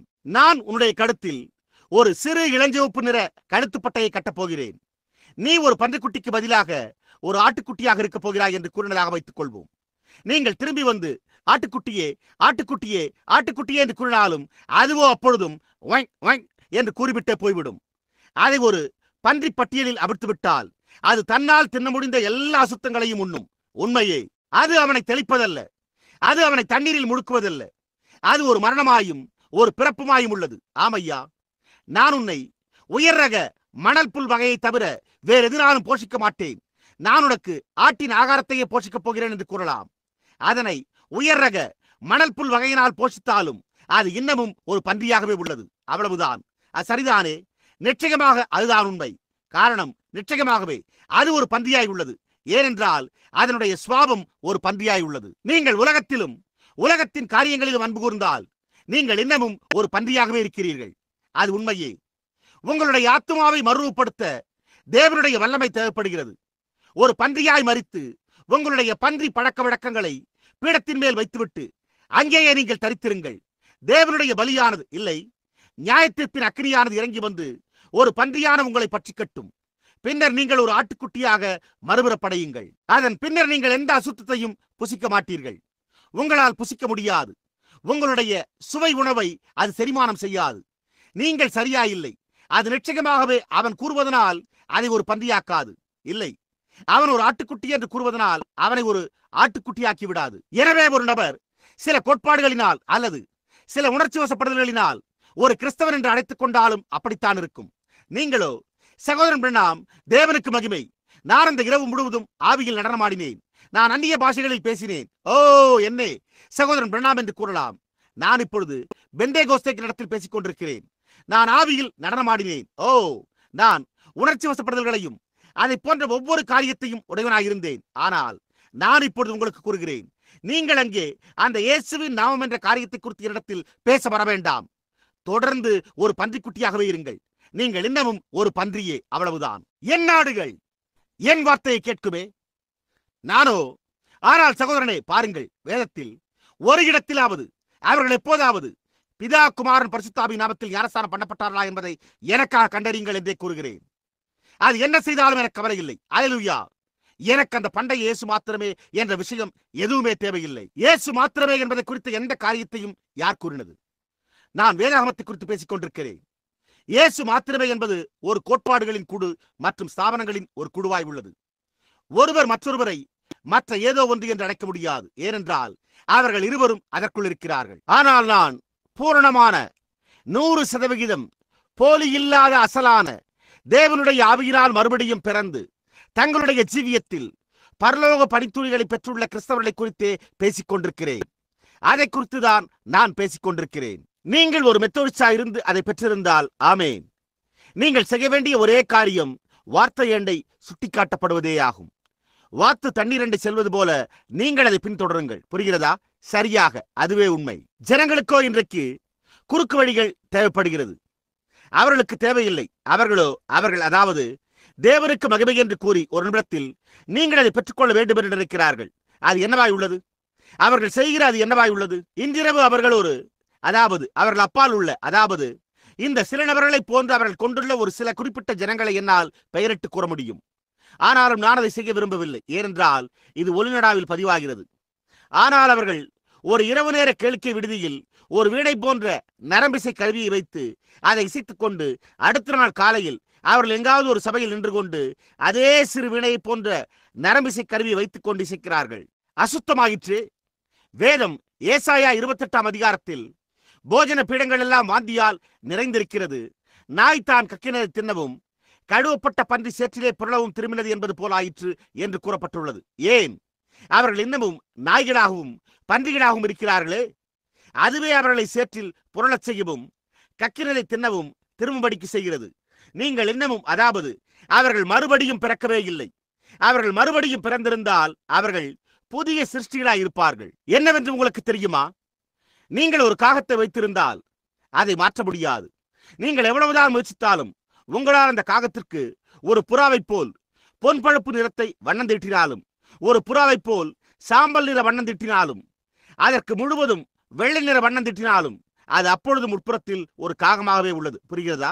அது இன்னமும் துர்நாற்றம் கொண்டதாயும் பறந்தை போல் மாறாததாயும் பூலோகத்தோட்டியாய் பூமிக்குரிய மரித்த காரியங்களையே தின்கிறதாயும் உள்ளது. அது உண்மையே. ஆனால் உங்களுக்கு தெரியுமா, ஒரு புறா குளிக்க வேண்டிய அவசியம் கூட கிடையாது. ஓ அல்லேலூயா! ஒரு புறாவினுடைய சரீரம், ஏனென்றால் அது ஒரு புறாவாய் உள்ளது. அது தன்னுடைய சிறகுகளின் ஊடாக சுரக்கிற எண்ணெயை உடையதாக இருக்கிறது. அது அதனை எல்லா நேரத்திலும் சுத்தமாக வைத்துக் கொள்கிறது. ஏனென்றால் அது அதனுடைய உட்புறத்திலிருந்து வருகிறது. ஓ ஏன் பருந்தும் எனக்கும் கூட. நான் கொஞ்சம் புனித தண்ணீரை மேலே ஊற்றட்டும் சகோதரனே, அது அதை சரி செய்து விட்டது என்று கூறலாம். இல்லை, அது சரி செய்யவில்லை. ஏனென்றால் அது உட்புறத்திலிருந்து வருகிறது, வெளிப்புறத்திலிருந்து உள்ளே அல்ல. அது ஒரு பிறப்பாய் உள்ளது. தேவனுக்கு ஸ்தோத்திரம். நீங்கள் போகிற விதமாகவே நானும் சபைக்கு செல்கிறேன். அல்லேலூயா! என்னுடைய சபை உங்களுடைய சபை போன்று நல்லதாய் இருக்கிறது. அல்லேலூயா! நாங்கள் என்றெல்லாம் கூறலாம். சரி, நீங்கள் பருந்தாயிருக்கிறீர்கள். பாருங்கள், அது உண்மை. புரிகிறதா? ஆனால் ஒரு புறா உட்புறத்திலிருந்து வரும் எண்ணெயால் எண்ணெயிடப்படுகிறது. ஒரு புறாவிற்குள் ஒரு குறிப்பிட்ட சுரப்பி உள்ளது. அதை போன்று மற்றெந்த பறவைகளுக்கும் இல்லை. புறாவிற்கு மட்டுமே அவ்வாறு உள்ளது. அது தன்னை எண்ணெயிட செய்வது, அதாவது வெளிப்புறத்திலிருந்து அல்ல. அது தன்னை எல்லா நேரத்திலும் சுத்தமாக வைத்துக் கொள்கிறது. அது தன்னை சுத்தமாக வைத்துக் கொள்ள வேண்டியதில்லை. அதற்குள்ளாக இருக்கிற ஏதோ ஒன்று அதை சுத்தமாக வைத்துக் கொள்கிறது. ஓ சகோதரி வே அவர்களே, அல்லேலூயா! அதற்குள்ளாக இருக்கிற ஏதோ ஒன்று அதை சுத்தமாக வைத்துக் கொள்கிறது. நீயோ? எனக்கு தெரியும். நான் கடந்த வாரம் சபையில் சேர்ந்தேன். நான் நிச்சயமாக உன்னோடு மது அருந்த விரும்புவேன். ஆனால் அந்த சுருட்டு மிக நல்ல நறுமணமாய் உள்ளதே சகோதரியே. ஓ, நான் பண்டைய மாதிரியாக உள்ளேன் என்பதை நான் அறிவேன். நான் இப்பொழுது என்னுடைய தலைமுடியை வளரவிட வேண்டும். அது மிக மோசமாக இருக்கவில்லையா? நான் வழக்கமாக உன் பணியும் குட்டையான ஆடைகளோ அழகானவை என்பதை நீ அறிவாய். போகிற ஒவ்வொருவரும் என்பார்களே, நான் அதை இப்பொழுது கடற்சியாக வேண்டும். நான் கடந்த வாரம் சபையில் சேர்ந்தேன் என்பதை நீ அறிவாய் என்று கூறுகிறாய். நீ பரிதவிக்கப்படத்தக்க நிர்பாக்கியம் உள்ளவள். உலகத்தில் உள்ள எல்லா புனித தண்ணீருமே உங்களை சுத்தப்படுத்த முடியாது. ஆனால் சகோதரனே, நீங்கள் உங்களுடைய உட்புறத்தில் ஏதோ ஒன்றை பெற்றுக்கொள்ளும் போது அதுவே எல்லா நேரத்திலும் அதை கழுவுகிறது. நீங்கள் அப்படியே இருக்கிறீர்கள், அதுவே கழுவுகிறது. நீங்களோ ஒரு ஆட்டினிடம் நீ உற்பத்தி செய்ய வேண்டும் என்று கூற வேண்டியதில்லை. அதுதான் இன்றைக்கு பெந்தேகோஸ்தே ஜனங்களிடையே உள்ள காரியமாய் உள்ளது. அதுதான் முழு கிறிஸ்தவ உலகத்தோடும் உள்ள காரியமாய் உள்ளது. அது ஏதோ ஒரு காரியத்தை உற்பத்தி செய்ய முயற்சித்துக் கொண்டிருக்கிறது. ஒரு செம்மறியாடு ரோமத்தை உற்பத்தி செய்யும்படி கேட்டுக்கொள்ளப்படுகிறதில்லை, அது ரோமத்தை கொடுக்கிறது. நீங்கள் ஆவியின் கனிகளை கொடுக்கிறீர்கள். நீங்களோ தேவனுக்கு மகிமை. நான் முகபாவனை மாற்றத்தை பெற்றிருக்க வேண்டும். நான் இதை செய்ய வேண்டும். நான் உணர்ச்சி வசப்படுதல் உடையவனாய் இருக்க வேண்டும். நான் ஆவியில் நடனமாட வேண்டும். நான் அதை பெற்றுக்கொள்ள வேண்டும் என்று கூற வேண்டியதில்லை. இல்லை இல்லை. ஓ, மறுபடியும் பிறக்க வேண்டும். அப்பொழுது அது உண்மையாகவே அதனுடைய ஸ்தானத்தை எடுத்துக் கொள்ளுகிறது. நீங்கள் நான் முழு இரவும் ஆய்ந்து படிக்கலாமா? நான் இதை செய்யலாமா? நான் அதை செய்யலாமா? நான் இதில் சேரலாமா? நான் இந்த கோட்பாட்டை கூறலாமா? நான் இந்த நோன்புகளை செய்யலாமா என்று கூற வேண்டியதில்லை. இல்லை இல்லை. அப்படியே மறியுங்கள், அவ்வளவுதான். புரிகிறதா? மறுபடியும் பிறக்க வேண்டும். அப்பொழுது அது உட்புறத்திலிருந்து வந்து வெளிப்புறத்தை கவனித்துக் கொள்கிறது. புரிகிறதா? கொஞ்சம் தண்ணீர் தெளித்து அவைகளை கழுவி ஒரு பன்றியிலிருந்து ஒரு ஆட்டுக்குட்டியாக மாற்றுவதை உங்களால் செய்ய முடியாது. ஆனால் அவன் உட்புறத்தில் ஒரு ஆட்டுக்குட்டியா இருந்தால் அப்பொழுது அவன் ஒருபோதும் ஒரு பன்றியாக இருக்க மாட்டான். புரிகிறதா? அது மூர்க்கத்தனமான கருத்துக்கள். ஆனால் நான் கல்வியறிவற்றவன், எனவே நான் அதை அப்படித்தான் கூறியாக வேண்டும். நீங்கள் அதை அறிவீர்கள். அன்றொரு நாள் நான் யோவான் சானனுடைய வாழ்க்கையை படித்து சிந்தித்துக் கொண்டிருந்தேன். அவன் என்ன கூறினான்? அவன் அவர்களை என்னவென்று அழைத்தான் என்றால் விரியன் பாம்பு குட்டிகளை என்றான். ஏன்? அவன் வனாந்திரத்தில் வளர்க்கப்பட்டான். பாருங்கள், அவர்கள் யாராய் இருந்தார்கள் என்பதை அவன் அறிந்திருந்தான். உங்களுடைய காலை உதைத்தால் அவைகள் மறைந்து கொள்ளும். நீங்கள் விரியன் பாம்பின் குட்டிகள். கோடாரியானது மரங்களின் வேருகே வைத்திருக்கிறது என்றும் கூட கூறினான். மரங்கள், விரியன் பாம்புகள், கோடாரிகள். அவன் தெரிந்திருந்ததை கொண்டே பேசினான். அந்த விதமாகவே நீங்கள் தேவனை கற்றுக்கொள்கிறீர்கள். நீங்கள் எதை அறிந்துள்ளீர்களோ அதன் மூலமாகவே. நீங்கள் ஒரு பன்றியை, ஒரு ஆட்டுக்குட்டியை காண்கிறீர்கள். அதில் ஒன்றுமே ஒரே மாதிரியாக இருப்பதில்லை. உங்களால் அதை மாற்ற முடியாது. நீங்கள் அந்த குட்டி பன்றியை கழுவி நீங்கள் விரும்புகிற ஒவ்வொரு காரியத்தையும் செய்யலாம். அது இன்னமும் ஒரு பன்றியாகவே உள்ளது. அது ஒரு ஆட்டுக்குட்டியாக இருக்க வேண்டுமானால் அது மறுபடியும் பிறக்க வேண்டும். குறுக்கு வழிகள். இன்றிரவு அவர்கள் இங்கே இன்றைக்கு இருக்கிறார்கள். அவர்கள் தொடர்ந்து அவ்வாறே போய்கொண்டிருக்கிறார்கள். ஓ என்னே, நாளையோ அவர்கள் பிரசங்கிக்க விரும்புகிறார்கள். பெந்தேகோஸ்தே ஜனங்களும் கூட அவர்களை செய்ய விடுகிறார்கள். ஆம், அவர்கள் பரலோகத்திற்கு செல்ல ஒரு குறுக்கு வழி விரும்புகிறார்கள். அதாவது அல்லேலூயா, நான் செய்ய வேண்டியதெல்லாம் இங்கே முழங்காற்படியிட்டு ஒன்றுமே சிந்திக்காமலே இருந்து அல்லேலூயா அல்லேலூயா, நான் எலியாவின் அங்கியை பெற்றுக்கொண்டேன், நான் நாளை வெளியே போய் பிசாசுகளை துரத்தப் போகிறேன், அல்லேலூயா அல்லேலூயா, நான் அதை பெற்றுவிட்டேன், தேவனுக்கு ஸ்தோத்திரம், இதோ நான் போகிறேன் என்று கூறுகிறார்கள். அவர்கள் பரலோகத்திற்கு செல்ல குறுக்கு வழியை விரும்புகிறார்கள். அவர்களால் முடிந்தளவு அவ்வளவு உலகத்தையும் எடுத்துக் கொள்கிறார்கள். நீங்கள் அதை குறித்து எதையும் எடுத்துக்கொள்ள முடியாது. குறுக்கு வழிகளே கிடையாது. நீங்கள் கல்வாரியின் வழியில் வருகிறீர்கள். நீங்கள் வெண்கல பலிபீடத்தின் வழியில் வருகிறீர்கள். நீங்கள் வெண்கல சர்பத்தின் வழியில் வருகிறீர்கள். நீங்கள் மரிக்கிறீர்கள். நீங்கள் உண்மையாகவே மரிக்கிறீர்கள். ஓ தேவனே, நான் ஏன் அதை சரியாக கூற முடியாதா? நீங்கள் மரிக்கிறீர்கள். வார்த்தையின் பிரகாரம் உங்களுக்கே மரிக்கிறீர்கள். நீங்கள் உலகத்தின் காரியங்களுக்கு மரிக்கிறீர்கள். புதியதாக பிறக்கின்றீர்கள். ஆமே, உலகமே இல்லை. அதாவது உலகத்தின் காரியங்கள் மரித்து விட்டிருக்கின்றன. குறுக்கு வழிகளே இல்லை. புரிகிறதா? அவர்கள் துரிதமாக வர விரும்புகிறார்கள். அவர்கள் வளர விரும்புகிறதில்லை. நாம் கர்த்தருக்குள் வளருகிறோம்.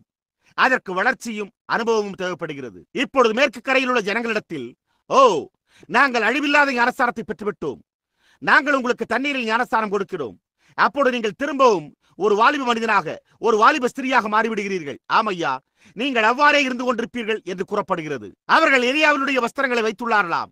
அவர்கள் வெளிப்படுத்தப்பட்ட தேவபுத்திரர்களாகி விட்டார்களாம். சகோதரனே, தேவன் இப்பொழுதே வெளிப்படுத்தப்பட்ட குமாரர்களை ஆயத்தப்படுத்திக் கொண்டிருக்கிறார். ஆமையா, வெளிப்படுத்துதல். இதை குறித்த எல்லாவற்றையும் அவர்களுக்கு சொல்லுங்கள். அவர்களோ, இன்றிரவு நீங்கள் ஒரு பாவியா இருக்கிறீர்கள், நாளை நீங்கள் வெளிப்படுத்தப்பட்ட தேவபுத்திரரா இருக்கிறீர்கள் என்கிறார்கள். அர்த்தமற்றது. அதை நீங்கள் வார்த்தையில் எங்கே பெற்றுக் கொண்டீர்கள்? குழந்தைகள் புருஷர்களாக பிறக்கிறதில்லை. அவர்கள் குழந்தைகளாக பிறந்து புருஷர்களாக வளர்கிறார்கள். இங்கே கவனியுங்கள். இன்னும் ஒரு நிமிடத்தில் நான் அதை அப்படியே மேற்கோள் காட்டி எபேசியரில் உங்களுக்கு ஒரு காரியத்தை வாசிக்கட்டும். 11வது வசனம், 12வது, கிட்டத்தட்ட 15வது. அதுதான் என்று நான் நினைக்கிறேன். இங்கெங்கோ ஒரு இடத்தில் உள்ளது. நாம் 12வது வசனத்திலிருந்து வாசிக்க துவங்குவோமாக. மேலும் நாம் அனைவரும் தேவனுடைய குமாரனை பற்றும் விசுவாசத்திலும் அறிவிலும் ஒருமைப்பட்டவர்களாகி கிறிஸ்துவனுடைய நிறைவான வளர்ச்சியின் அளவுக்கு தக்க பூரண புருஷராகும் வரைக்கும் பரிசுத்தவான்கள் சீர்பொருந்தும் பொருட்டு சுவிசேஷ ஊழியத்தின் வேலைக்காகவும் கிறிஸ்துவின் சரீரமாகிய சபையானது பக்தி விருத்தி அடைவதற்காகவும் நாம் இனி குழந்தைகளாயிராமல் மனுஷருடைய சூதும் வஞ்சிக்கிறதற்கு எதுவான தந்திரமுள்ள போதகமாகிய, கவனியுங்கள், என்ன போதகம்? பலவித காற்றினாலே அலைகளைப் போல் அடிபட்டு அலைகிறவர்களாயிராமல் அன்புடன் சத்தியத்தை கைக்கொண்டு காத்திருந்து, என்ன அன்புடன், அவரே சத்தியமாயிருக்கிறார், சத்தியத்தை கைக்கொண்டு. கவனியுங்கள். நீங்கள் கவனமாய் கேட்டுக்கொண்டிருக்கிறீர்களா? அப்படியானால் ஆமென் என்று கூறுங்கள். என்ன? கிறிஸ்துவுக்குள் வளர்கிறவர்களாயிருக்கும்படியாக. என்ன? நாளையா? இல்லை, கிறிஸ்துவுக்குள் வளர்கிறவர்களாயிருக்கும்படியாக, தலையாகிய கிறிஸ்துவுக்குள் எல்லாவற்றிலேயும் நாம் வளர்கிறவர்களாயிருக்கும்படியாக அப்படி செய்தார். அவருக்குள் வளர்கிறவர்களாயிருக்கிறோம். ஓ, நான் பிரசங்கித்த முதல் பிரசங்கம் என் நினைவிற்கு வருகிறது. நான் அங்கே எழும்பி நின்று நான் உண்மையாகவே நன்கு பிரசங்கித்ததாக எண்ணிக்கொண்டேன். எல்லா வயோதிக பெண்மணிகளும் சுற்றி அமர்ந்திருந்தனர். அவர்கள் சற்று அழுதனர். உங்களுக்கு தெரியுமா? அவர்கள், ஓ, என்னே ஒரு அற்புதமான பையன் என்றார்கள். என்னுடைய பழைய மேய்ப்பர் வேத பண்டிதர் டேவிஸ் அவர்கள் ஒரு வழக்கறிஞராய் இருந்தவர். நான் அவரண்டை சென்றபோது அவரோ, நான் உன்னை வீட்டில் பார்க்க விரும்புகிறேன் என்றார். அப்பொழுது நான் சரி என்றேன். உங்களுக்கு தெரியுமா, அடுத்த நாள் நான் மிக பெருமையோடு நடந்து உள்ளே சென்றேன். பின்னர் நான், வேத பண்டிதர் டேவிஸ் அவர்களே, நான் எப்படி பிரசங்கித்தேன் என்று கேட்டேன். அதற்கு அவரோ, நான் கேட்டுள்ள பிரசங்கத்திலேயே மிக மோசமானதாய் இருந்தது என்றார். நான் அதற்கு என்ன என்றேன். அவரோ, நான் கேட்டுள்ள பிரசங்கத்திலேயே மிக மோசமானதாய் உள்ளதே என்றார். ஓ, அப்பொழுது நான், சகோதரன் டேவிஸ் ஒவ்வொருவரும் அழுது கொண்டிருந்தார்களே என்றேன். அதற்கு அவர், ஆம், அவர்கள் சபா அடக்கங்களில் அழுகிறார்கள், பிரசவங்களிலும் மற்றுமுள்ள ஒவ்வொரு காரியங்களிலும் அழுகிறார்கள் என்றார். மேலும் அவர், பில்லி, அது என்னவென்றால், நீ ஒரு சிறு தேவனுடைய வார்த்தையை கூட மேற்கோள் காட்டவில்லையே. ஏதோ ஒரு தாய் மரித்துவிட்ட அல்லது இதை போன்ற ஒரு காரியத்தை குறித்து நீ பேசி ஒவ்வொருவரையும் அட செய்து விட்டாய் என்றார். தொடர்ந்து, பில்லி, நீ இந்த பூமிக்குரிய காரியங்கள் மற்றும் உணர்ச்சி வசப்படுதல்கள் பேரில் மறுபடியும் பிறந்திருக்கவில்லை, நீ வார்த்தையினால் பிறந்திருக்கிறாயே என்றார். ஓ, அவர் என்னிலிருந்த பெருமையை துண்டித்து விட்டார்.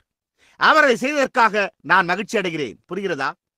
மேலும் கீழுமாய் குதிப்பதல்ல, அதுவல்ல இது. வார்த்தையே உயிர் பெற செய்கிறது. வார்த்தையே உயிர்ப்பித்திருக்கிறது. அனுபவங்கள் அல்ல, வார்த்தையே. அவரோ, பில்லி, நான் வழக்காட முயற்சித்த முதல் வழக்கை நினைவு கூறுகிறேன் என்றார். மேலும் அவர், நான் மேஜையின் விளிம்பை தட்டி, இந்த ஏழை பெண்மணியை பாருங்கள் என்றேன். ஓ, அவரோ, அவள் எப்படி காணப்படுகிறாள் என்றும் அவளுடைய கணவன் அவளை எப்படி கொடுமைப்படுத்தி உள்ளார் என்றும் பாருங்கள் என்றாராம். அவர் தொடர்ந்து, நான் சற்று அழுதுவிட்டு என்னுடைய கைக்குட்டை எடுத்துக்கொண்டு நான் மற்ற வழக்கறிஞர்கள் போல் நடித்தேன் என்றும் நான் அதே உணர்ச்சி வசப்படுதலினூடாக சென்று விட்டதாக எண்ணிக்கொண்டேன் என்றார். மேலும், கனம் நீதிபதி அவர்களே, நீங்கள் ஏன் அவளுக்கு ஒரு விவாகரத்து வழங்கக்கூடாது? அங்கே பாருங்களே, அவளுடைய கணவன் அவளை முழு முதுகிலும் அடித்திருப்பதை அவள் கூறுகிறாளே என்றார். அவளுடைய அடிபாகம் வரை அடித்திருப்பதை அவரால் பார்க்கக்கூட முடியவில்லை. அவன் அவளுடைய முதுகு முழுவதிலும் அடித்து விட்டிருந்தான். எனவே நான், நீர் ஏன் அவளுக்கு விவாகரத்து கொடுக்க கூடாது என்றேன். அந்த வயோதிக நீதிபதியோ அப்படியே அங்கே அமர்ந்து உற்று நோக்கினார்.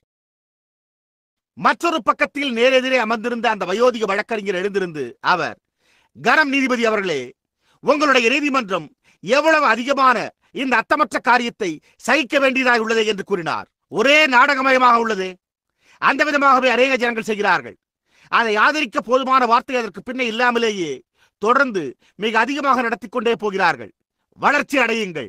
ஓ, அவன் கடந்த இரவு ஆவியில் நடனமாடினான். சகோதரன் பிரணாம், அவன் சரியாயிருக்கிறான். இல்லை, அது அவனை என்னை பொறுத்தவரை சரியாக்கவில்லை. இல்லை ஐயா, வளர வேண்டும், நிரூபிக்கப்பட வேண்டும், சோதிக்கப்பட வேண்டும். அவரண்டை வளருதல், சாரமேற்றப்பட வேண்டும். நான் அண்மையில் சரித்திரங்களில் வாசித்துக் கொண்டிருந்தேன். நான் அதிகப்படியான நேரத்தை எடுத்துக் கொண்டிருக்கிறேனா? நான் சபையின் சரித்திரத்தில் வாசித்துக் கொண்டிருந்தேன். அங்கே பின்னால் உள்ள சகோதரி ஆர்னால்ட் அவர்கள் சபையின் சரித்திரத்தை குறித்த ஏதோ ஒரு காரியத்தை என்னிடம் கொடுத்தார் என்று நான் நினைக்கிறேன். அது அவர்கள் வாசித்துக் கொண்டிருந்தது. பரிசுத்த மாற்றின் நாட்களில் ஒரு இரவு அங்கே ஒரு மடத்தில் ஒரு பையன் இருந்தான் என்றும் அவன் பழைய ஏற்பாட்டில் இருந்த பண்டைய தீர்க்கதரிசிகளைப் போல கர்த்தர் என்னை ஆக்கிவிட்டார், பார்த்தீர்களா, நான் பண்டைய தீர்க்கதரிசிகளைப் போன்ற ஒருவனாய் இருக்கிறேன் என்று கூறினதையும் நான் அந்த புத்தகத்தில் கண்டேன். பாருங்கள், என்னால் அங்குள்ள அந்த பேராயருடைய பெயரை கூற முடியவில்லை. இங்குள்ள இந்த குழுவினரை போன்ற சிறு பள்ளி அங்கு இருந்தது. இந்த நேரத்தில் அவருடைய பெயரை கூற முடியாது. ஆனால் அவர் மார்டினின் கீழே பயிற்றுவிக்கப்பட்டவராயிருந்தார். அந்த பையன் கூறினது சரியாக தென்படவில்லை.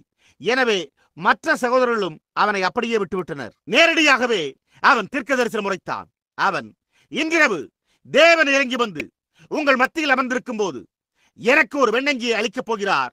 அப்பொழுது நான் பழைய ஏற்பாட்டு தீர்க்கதரிசிகளை போன்ற ஒருவன் என்பதை நீங்கள் அறிவீர்கள் என்று கூறினான். எனவே அந்த இரவு 12 மணிக்கு உண்மையாகவே அது நடந்தது. சத்தம் கேட்கப்பட்டது. ஜனங்களோ சுற்றிலும் நடமாடிக்கொண்டிருக்க அந்த பையனோ ஒரு அங்கியை பெற்றுக் கொண்டான். அது அவ்வளவு வெண்மையாக இருந்ததாக அவர்கள் கூறினர். அவன் வெளியே வந்து, நான் உங்களுக்கு கூறவில்லையா என்று கேட்டான். மேலும் அவன், இப்பொழுது நீங்கள் எல்லோரும் இடத்திலிருந்து கட்டளைகளை பெற்றுக் கொள்ளுங்கள், நான் பழைய ஏற்பாட்டு தீர்க்கதரிசியை போன்றவன் என்றான். ஆனால் அந்த வயோதிக பேராயர் அது சரி என்று நம்பவில்லை. அது வார்த்தையின்படியா இருக்கவில்லை. தீர்க்கதரிசிகள் உருவாக்கப்படுகிறதில்லை, அவர்கள் முன்குறிக்கப்பட்டிருக்கிறார்கள். ஒரு தீர்க்கதரிசி துவக்கத்தில் அந்த விதமாக செயல்பட மாட்டான். அதனுடைய கனி அதுவா இருக்கவில்லை என்பதை நிரூபித்து விட்டது. புரிகிறதா? அவன் ஒரு தீர்க்கதரிசியா இருக்கவில்லை என்பதை அந்த கனிகள் நிரூபித்தன. பாருங்கள். எனவே அவர், நாம் உபவாசிப்பதிலும் ஜெபிப்பதிலும் கீர்த்தனைகளை பாடுவதிலும் மீதமுள்ள இரவை செலவிடுவோம் என்று கூறினார். ஒரு நாள் இல்லை, சில நாட்கள் கடந்தன. கொஞ்சம் கழித்து அந்த வயோதிக பேராயர், கர்த்தாவே, அந்த பையனா என்று கூறி ஜெபித்தார். அந்த வஸ்திரம், அவர்கள் அதை உற்று நோக்கினர். பாருங்கள், அவர்கள் எந்த காரியத்தையும் அறிந்திருக்கவில்லை. அதை போன்ற எந்த காரியத்தையும் கண்டதே இல்லை. எழுத்தாளர்களும் வந்து உற்று நோக்கினார்கள். அவர்களும் அதை போன்ற எந்த காரியத்தையும் கண்டதே இல்லை. அங்குதான் காரியமே இருந்தது. முடிவிலே ஒரு தீர்க்கதரிசியாய் இருந்த ஒரு மனிதனை அவர்கள் அறிந்திருந்தனர். அது மார்ட்டினாயிருந்தது. அப்பொழுது அவர்களோ, சரி, நீர் எங்களுக்கு நிரூபிக்கும்படியாக ஒரு காரியம் இப்பொழுது செய்ய வேண்டும். வேத பிரகாரமாக நீ தவறாயிருக்கிறாய். நீ எப்படி மார்ட்டின் அண்டைக்கு சென்று அவருக்கு முன்பாக நின்று அதை குறித்து அவரிடம் கூறப்போகிறாய் என்றனர். புரிகிறதா? அவனோ, ஓ, நான் மார்ட்டின் முன்பாக நிற்க தடை செய்யப்பட்டிருக்கிறேன் என்றான். நல்ல தங்கம் வைத்துள்ளவன் சோதனை எந்திரத்தண்டை செல்ல பயப்பட போகிறதில்லை. அது உண்மை. அவன் சத்தியத்தை உடையவனாயிருக்கிறான். அந்த காரணத்தினால்தான் நான் ஒரு சவாலை விடுக்கிறேன். எந்த மனிதனாவது வந்து இயேசு கிறிஸ்துவின் நாமத்தில் உள்ள ஞானஸ்தானம் தவறானது என்று எனக்கு காண்பியுங்கள். மரிக்கும்படியாக நீங்கள் பெற்றுள்ள இந்த பிறப்பை எனக்கு காண்பியுங்கள். நீங்கள் உங்களுக்குள்ளாக இன்னமும் உலகத்தை பெற்றிருந்தால் நீங்கள் இன்னமும் உலகத்திற்குரியவர்களாக இருக்கிறீர்கள். இந்த காரியங்களை எனக்கு காண்பியுங்கள். அதை குறித்து கவலைப்பட வேண்டாம். அதை சோதனை எந்திரத்தண்டை கொண்டு செல்லுங்கள். இதோ சோதனை எந்திரம் உள்ளது. புரிகிறதா? பார்த்தீர்களா? அதுதான் உண்மை. ஆகையால் அவர்கள் நீ எப்படியாவது போக வேண்டும் என்றார்கள். ஒரு கூட்ட சகோதரர்கள் அவனை அழைத்துக் கொண்டு சென்றபோது அந்த அங்கி மறைந்து போய்விட்டது. பார்த்தீர்களா? இன்றைக்கு பெந்தேகோஸ்தே ஜனங்கள் அதை ஏற்றுக்கொள்ள மாட்டார்கள் அல்லவா? ஓ என்னே, அது உண்மையான காரியம் போல் காணப்பட்டது. ஆனால் அது வார்த்தையின்படியாய் இருக்கவில்லை. மார்ட்டின் ஒருமுறை சாத்தான் அவரிடத்தில் தோன்றினதை கூறினார். சாத்தான் பெரிய பொற்கிரீடம் அணிந்து அதில் 3 அல்லது 4 அடுக்குகள் நட்சத்திரங்கள் பயந்திருக்க, ஜொலிப்பாய் அழகாக, மிக பெரிய நபராய், அருமையாக, அழகிய வடிவத்தில், சரியாக தலைமுடியை சீவி வாரிக்கொண்டு, பெரிய அழகான அங்கியை உடுத்திக் கொண்டு, தன்னுடைய கால்களில் பொன்னாலான பாதரட்சைகளை அணிந்தவனாய் நடந்து வந்து, மார்ட்டின், என்னை உனக்கு தெரிகிறதா என்று கேட்டான். இப்பொழுது தரிசனங்களை காணாத ஜனங்கள் இதை நீங்கள் புரிந்து கொள்ளாமல் இருக்கலாம். பாருங்கள், ஆனால் எப்படி வித்தியாசமான ஆவிகளில் காரியங்கள் உங்களண்டை வந்து அவர்களை எப்படியாய் வஞ்சிக்கின்றன. கூடுமானால் அவைகள் தெரிந்து கொள்ளப்பட்டவர்களையும் வஞ்சிக்கும் என்று வேதம் கூறியுள்ளது. பாருங்கள், தெரிந்து கொள்ளப்பட்டவர்கள், அவர்கள் அந்த நோக்கத்திற்காகவே முன்குறிக்கப்பட்டு பிறந்தவர்கள். புரிகிறதா? பார்த்தீர்களா? எனவே சாத்தான் இந்த தெரிந்து கொள்ளப்பட்டவரிடம் வந்து, அவன், மார்ட்டின், என்னை உனக்கு தெரியுமா? நான் கிறிஸ்து என்றானாம். மேலும் அவன், நீ என்னை அடையாளம் கண்டு கொள்வாயா என்றும் கேட்டானாம். மார்ட்டினோ தயங்கினாராம். அவருக்கோ வினோதமாக தென்பட்டது. அவர் ஒரு நிமிடம் காத்திருந்தாராம். சாத்தான் மீண்டும் அதையே கூறி, அவன், நீ என்னை பார்க்கவில்லையா? நான் தான் கிறிஸ்து. நீ என்னை அடையாளம் கண்டு கொள்கிறாயா என்று கேட்டானாம். அவன் அதை 3 அல்லது 4 முறை அவரிடத்தில் கூறினானாம். கிறிஸ்து கூறினாராம், இல்லை மார்ட்டின், சாத்தானே, நான் உன்னை அறிவேன். என் கர்த்தருக்கு இன்னும் முடிசூட்டப்படவில்லை, ஆனால் அவருடைய பரிசுத்தவான்கள் அவருக்கு முடிசூட்டுவார்கள் என்றாராம்.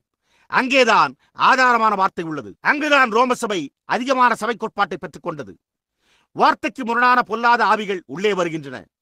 அவர்கள் தங்களுடைய சபை கோட்பாட்டை ஏற்றுக்கொண்டு வார்த்தையை மறுதளித்துவிட்டு வேதாகமத்திலிருந்து விலகிச் செல்ல வேண்டியதாய் இருந்தது. வார்த்தையோடு தரித்திருங்கள், அதுவே இன்றைக்கு ஜீவ கயிறாய் உள்ளது. இன்னும் கொஞ்ச காலம் கழித்து கிட்டத்தட்ட ஒவ்வொரு காரியத்தையும் வஞ்சிக்கும் ஆவிகள் எழும்பும். வேதம் அவ்வண்ணமாய் கூறியுள்ளது. என்னையும் எபிரேயும் மோசேக்கு எதிர்த்து நின்றது போல இவர்களும் சத்தியத்திற்கு எதிர்த்து நிற்கிற துர்புத்தியுள்ள மனுஷர்கள். அற்புதங்களை நிகழ்த்தி எல்லா விதமான அடையாளங்களையும் செய்வார்கள். ஆனால் அந்த வார்த்தையோடு தரித்திருங்கள். கர்த்தருடைய வார்த்தை தீர்க்கதரிசி அண்டைக்கு வந்தது. அவர்கள் அதனை கொண்டு வந்தனர். நாம் தீர்க்கதரிசிகளை விசுவாசிக்கிறோம். கவனியுங்கள். ஆம் மார்ட்டினோ, சாத்தானே, நான் உன்னை அறிவேன். என்னுடைய கர்த்தர் இந்த விதமான ஒரு பெரிய உருவம் கொண்ட மனிதராய் இருக்கவில்லை. என்னுடைய கர்த்தர் ஒரு பழைய கரணமுள்ளான ஆடையோடும் தம்முடைய கையில் ஆணியில் கடாபின வடுக்களோடும் கிரீடம் சுட்டப்படாமல் ரத்தம் தோய்ந்த தலைமுடியோடு சென்றாரே. அவர் திரும்பி வருகிற போது அவர் அந்த விதமாகவே வருவார். ஏனென்றால் அவர் சென்ற விதத்திலேயே திரும்பி வருவார் என்று வேதம் உரைத்துள்ளது என்று கூறினாராம். அப்பொழுது அந்த பிசாசு அவரை விட்டு மறைந்து போய்விட்டானாம். ஓ என்னே, அவர் எப்படியாய் உள்ளே வந்து, ஓ அவர்கள் அந்நிய பாஷைகளில் பேசினார்கள். அவர்கள், அதாவது நீங்கள் எப்போதும் கண்டதிலேயே அவர்கள் மிகவும் சிறந்த ஜனங்களாய் இருக்கிறார்கள் என்று அதை அப்படியே மிகவும் அழகாக்குகிறான். நீங்கள் அதை நம்பாதீர்கள். ஜாக்கிரதையாயிருங்கள். வார்த்தை உங்களை உற்சாகம் இல்லாமல் மந்தமாக்கிக் கொண்டிருக்கவில்லை என்று நான் நம்புகிறேன். மறுபடியும் பிறந்த கிறிஸ்தவர்கள், அவர்கள் உயிரோடு இருக்கிறபடியால் கிறிஸ்துவின் வளர்ச்சியில் வளர்கிறார்கள். அவர்கள் மறுபடியும் பிறந்திருக்கிறார்கள். அவர்களுடைய ஜீவியங்கள் ஒரு குழந்தையைப் போல உருவாக துவங்குகின்றன. அது உருவமாகி வளர துவங்குகிறது. முதலாவது காரியம் உங்களுக்கு தெரியுமா? இதோ அவர்கள் முழு வளர்ச்சியில் இருக்கிறார்கள். ஆமென். அங்குதான் உங்கள் காரியமே உள்ளது. நாளுக்கு நாள், வருடா வருடம் அவர்கள் அதே விதமாக தரித்திருக்கிறார்கள். இப்பொழுது வார்த்தைக்கு திரும்பி வாருங்கள். நீங்கள் என்னில் நிலைத்திருந்தால் அவர்கள், நான் மறுபடியும் பிறந்து விட்டேன், அல்லேலூயா, நான் அவர்களை சேர்ந்து விட்டேன், நான் இதை சேர்ந்து விட்டேன், நான் சேர்ந்து விட்டேன், எனக்கு தெரியாது, கடந்த வருடம் நான் இயேசுவின் நாமத்தில் விசுவாசித்தேன், இப்பொழுது நான் அதிலிருந்து நான் வெளியேறிவிட்டேன், நான் அதை விசுவாசிக்கிறேன், நான் பரிசுத்தமாய் இருக்க வேண்டும் என்று நான் எண்ணினேன், ஆனால் நான், அதாவது ஏதோ ஒன்றை இன்னார் கூறுகிறார்கள் என்றெல்லாம் கூறுகிறார்கள். தந்திரமுள்ள போதகமாகிய பலவித காற்றினாலே அலைகளைப் போல் அடிபட்டு அலைகிறவர்களாய் இருக்கிறார்கள். புரிகிறதா? அங்குதான் உங்கள் காரியமே உள்ளது. ஆனால் ஆவியினால் பிறந்து கிறிஸ்துவின் வளர்ச்சிக்குள்ளாக வளருங்கள். சகோதரன் டவ் அவர்களே, உங்களுக்கு இது புரிகிறதா? கிறிஸ்துவின் வளர்ச்சிக்குள்ளாக வளருதல் உங்களுடைய ஜீவியம் முழுவதுமே நிரூபிக்கிறது. நீங்கள் ஒரு தீர்க்கதரிசியாய் பிறந்திருந்தால் நீங்கள் அதில் தரித்திருப்பீர்கள். நீங்கள் ஒரு கிறிஸ்தவராக பிறந்திருந்தால் நீங்கள் அதில் தரித்திருப்பீர்கள். நீங்கள் என்னிலும் என் வார்த்தைகள் உங்களிலும் நிலைத்திருந்தால் இதுவே உங்களை கிறிஸ்துவின் வளர்ச்சிக்குள்ளாக வளர்க்கிறது. ஏதோ ஒரு வாலிப வழக்கறிஞர் மேஜையை அடித்து கூச்சலிட்டு கதறி உங்களுக்கு இதை அதை மற்றதை கூறி அதிக உணர்ச்சி வசப்படுதல்களை உண்டாக்குவதல்ல. ஆனால் கிறிஸ்துவின் வளர்ச்சிக்குள்ளாக வளர்ந்துள்ள யாரோ ஒருவர் அநேக வருடங்களினூடாக பக்குவப்பட்ட அனுபவம் கொண்டு நிரூபிக்கப்பட்டுள்ளவரின் தலைமையில் நிற்பதாகும். மற்ற ஏதுமல்ல. கிறிஸ்து எனும் திடமான கண்மலையின் மேல் நாம் நிற்கிறோம். மற்றெல்லா நிலங்களும் அமர்ந்து கொண்டிருக்கும் மணலே. ஸ்தாபனங்கள் மற்றும் கோட்பாடுகள் வரட்டும் போகட்டும், ஸ்தாபன கொள்கைகள் இருக்கட்டும். கர்த்தாவே என்னை தாழ்மையாய் வைத்துக் கொள்ளும். வார்த்தையோடு சரியாக தரித்திருந்து அந்த நீரோடையினூடாக செல்வேனாக. அந்த நீரோடையே எங்களை அந்த கடற்கரைக்கு வழிநடத்தும் முழு வளர்ச்சி. இப்பொழுது பாருங்கள், அது இங்கே எப்படி மாறுகிறது என்பதை நாம் காண்போமானால் மரணத்துக்கு பிறகு உங்களால் மாற்ற முடியாது. இப்பொழுது உள்ளே வருகிற இந்த ஜனங்களை கவனித்து பாருங்கள். எல்லா உணர்ச்சி வசப்படுதல்களையும் மற்றுமுள்ள காரியங்களையும் பெற்றுக் கொள்கிறார்கள். பிறகு வெளியே ஓடிப்போய் நாளை அவர்கள் இந்த விதமாக இருக்கிறார்கள். நீங்கள் அதை பார்த்திருக்கிறீர்களா? அவர்களில் லட்சக்கணக்கானோர். புரிகிறதா? நீங்கள் பாருங்கள் என்ன சம்பவிக்கிறது என்று நீங்கள் பாருங்கள். இப்பொழுது அந்த ஜனங்கள் அந்த நிலைமையிலேயே மரித்துவிட்டால் என்னவாகும்? மரணம் அதை மாற்றுகிறதில்லை. எனவே கிறிஸ்தவர்களே, இந்த வார்த்தைகளோடு முடிக்கையில் நான் இதை கூறுவேனாக. நாம் கிறிஸ்தவர்களைப் போல அவருடைய ஆவியில் மறுபடியும் பிறக்கும்படியாக முழு உத்தமத்தோடு தாழ்மையாய் வந்து அவரிடத்திலும் அவருடைய வார்த்தையிடத்திலும் திரும்புவோமாக. நீங்கள் மறுபடியும் பிறக்கும்போது நீங்கள் கொடுக்கிற கனிகளினால் நீங்கள் ஒரு ரூபகாரப்படுத்தப்பட்ட கிறிஸ்தவராய் இருக்கிறீர்கள். சகோதரி பெக்கன்பா, உங்களுக்கு அது புரிகிறதா? நீங்கள் கொடுக்கிற உங்களுடைய கனிகளினால் நீங்கள் ஒரு கிறிஸ்தவராய் இருக்கிறீர்கள். அவர்களுடைய கனிகளினால் நீங்கள் அவர்களை அறிவீர்கள். அதுவே ஒரு ரூபகாரப்படுத்துதல். நீங்கள் உங்களுடைய மொழியின் முதல் எழுத்துக்களை அறியாதிருக்கலாம், ஆனால் அதே சமயத்தில் நீங்கள் ஒரு பெண்மணியாய் ஒரு கிறிஸ்தவளாய் இருக்க முடியும். நீங்கள் உலகத்தால் வெறுக்கப்படலாம். நீங்கள் ஏதோ ஒரு காரியத்தை செய்துள்ள காரணத்தால் நீங்கள் அதை செய்தால் உலகத்தால் நீங்கள் வெறுக்கப்படத்தான் வேண்டும். ஆனால் நீங்கள் அவர் நிமித்தமாக வெறுக்கப்பட்டால் அது வித்தியாசமானது. நீங்கள் ஒரு வேத பண்டிதனாய் இல்லாமல் இருக்கலாம். குருடாய் பிறந்திருந்த அந்த குருட்டு மனிதனை பாருங்கள். இயேசு அவனை குணமாக்கினார். அவன் பிறவியிலிருந்தே குருடனாய் இருந்து வந்தான். அவனுக்கு கருவிழிகள் கூட இல்லாதிருந்தது. இயேசு அவனை குணப்படுத்தி அவனை சொஸ்தமாக்கினார். அந்த மனிதன் பார்வையடைந்த போது பரிசேயர்கள் அவனிடத்தில் அவர் யார் என்று கேள்வி கேட்டனர். ஏதோ காரியம் செய்யப்பட்டிருந்தது என்பதை அவர்களால் மறுதலிக்க முடியவில்லை. இப்பொழுது அந்த மனிதன் ஒரு வேத பண்டிதனாய் இருக்கவில்லை. பிரசங்கிமார்கள் சிறு நுட்பமான காரியங்களின் பேரில் வாதிடுவது போல அவனால் வாதிட முடியவில்லை. அவனால் அவர்களுக்கு விளக்கிக் கூற முடியவில்லை. அவன் பழைய ஏற்பாட்டை அறிந்திருக்கவில்லை. மேசியா எப்படி பிறப்பார் என்பதையும் அவர் செய்யவிருந்த கிரியைகளையும் அவன் அறிந்திருக்கவில்லை. அந்த மனிதன் அதை அறிந்திருக்கவில்லை. அவன் ஒரு வேத பண்டிதனாய் இருக்கவில்லை. ஆனால் அவன் என்ன செய்தான்? அவர்களோ தேவனுக்கு துதி செலுத்து, நாங்கள் வேத பண்டிதர்களாய் இருக்கிறோம், அவன் ஒரு பாவியாய் இருக்கிறான் என்பதை நாங்கள் அறிவோம் என்று கூறினார்கள்.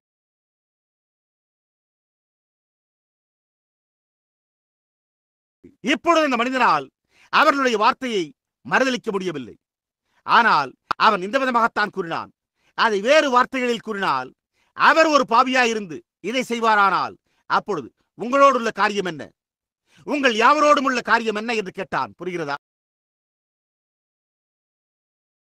மேலும் அவன், அவர் ஒரு பாவியோ அல்லது இல்லையோ எனக்கு தெரியாது, என்னால் அதை கூற முடியாது. ஆனால் இந்த ஒரு காரியத்தை நான் அறிவேன், நான் ஒரு காலத்தில் குருடனாயிருந்தேன், இப்பொழுது நான் காண்கிறேன் என்றான். அவன் என்ன செய்து கொண்டிருந்தான்? அவர் ரூபகாரப்படுத்தப்பட்டிருந்தார். அது உண்மை. அவர் ரூபகாரப்படுத்தப்பட்டுக் கொண்டிருந்தார். அவனுக்கு ஏதோ ஒரு காரியம் சம்பவித்திருந்தது. அவனுடைய இயல்பு அந்தகாரத்திலிருந்து ஒளிக்கு, குருட்டுத்தனத்திலிருந்து பார்வைக்கு மாற்றப்பட்டிருந்தது. தேவனுடைய ஆவியினால் பிறந்துள்ள ஒரு மனிதன் ஒருமுறை தேவபக்தியின் வேஷம் தரித்திருந்து அதன் வார்த்தையை மறுதலித்திருந்து அதனுடைய வல்லமையை மறுதலித்து அற்புதங்களின் நாட்கள் கடந்துவிட்டன என்று கூறியிருக்க, ஆனால் அவன் மறுபடியும் பிறக்கும் போது அவன் ஒரு வேத பண்டிதனாய் இல்லாமல் இருக்கலாம். அவனால் அதை விளக்கிக் கூற முடியாமல் இருக்கலாம்.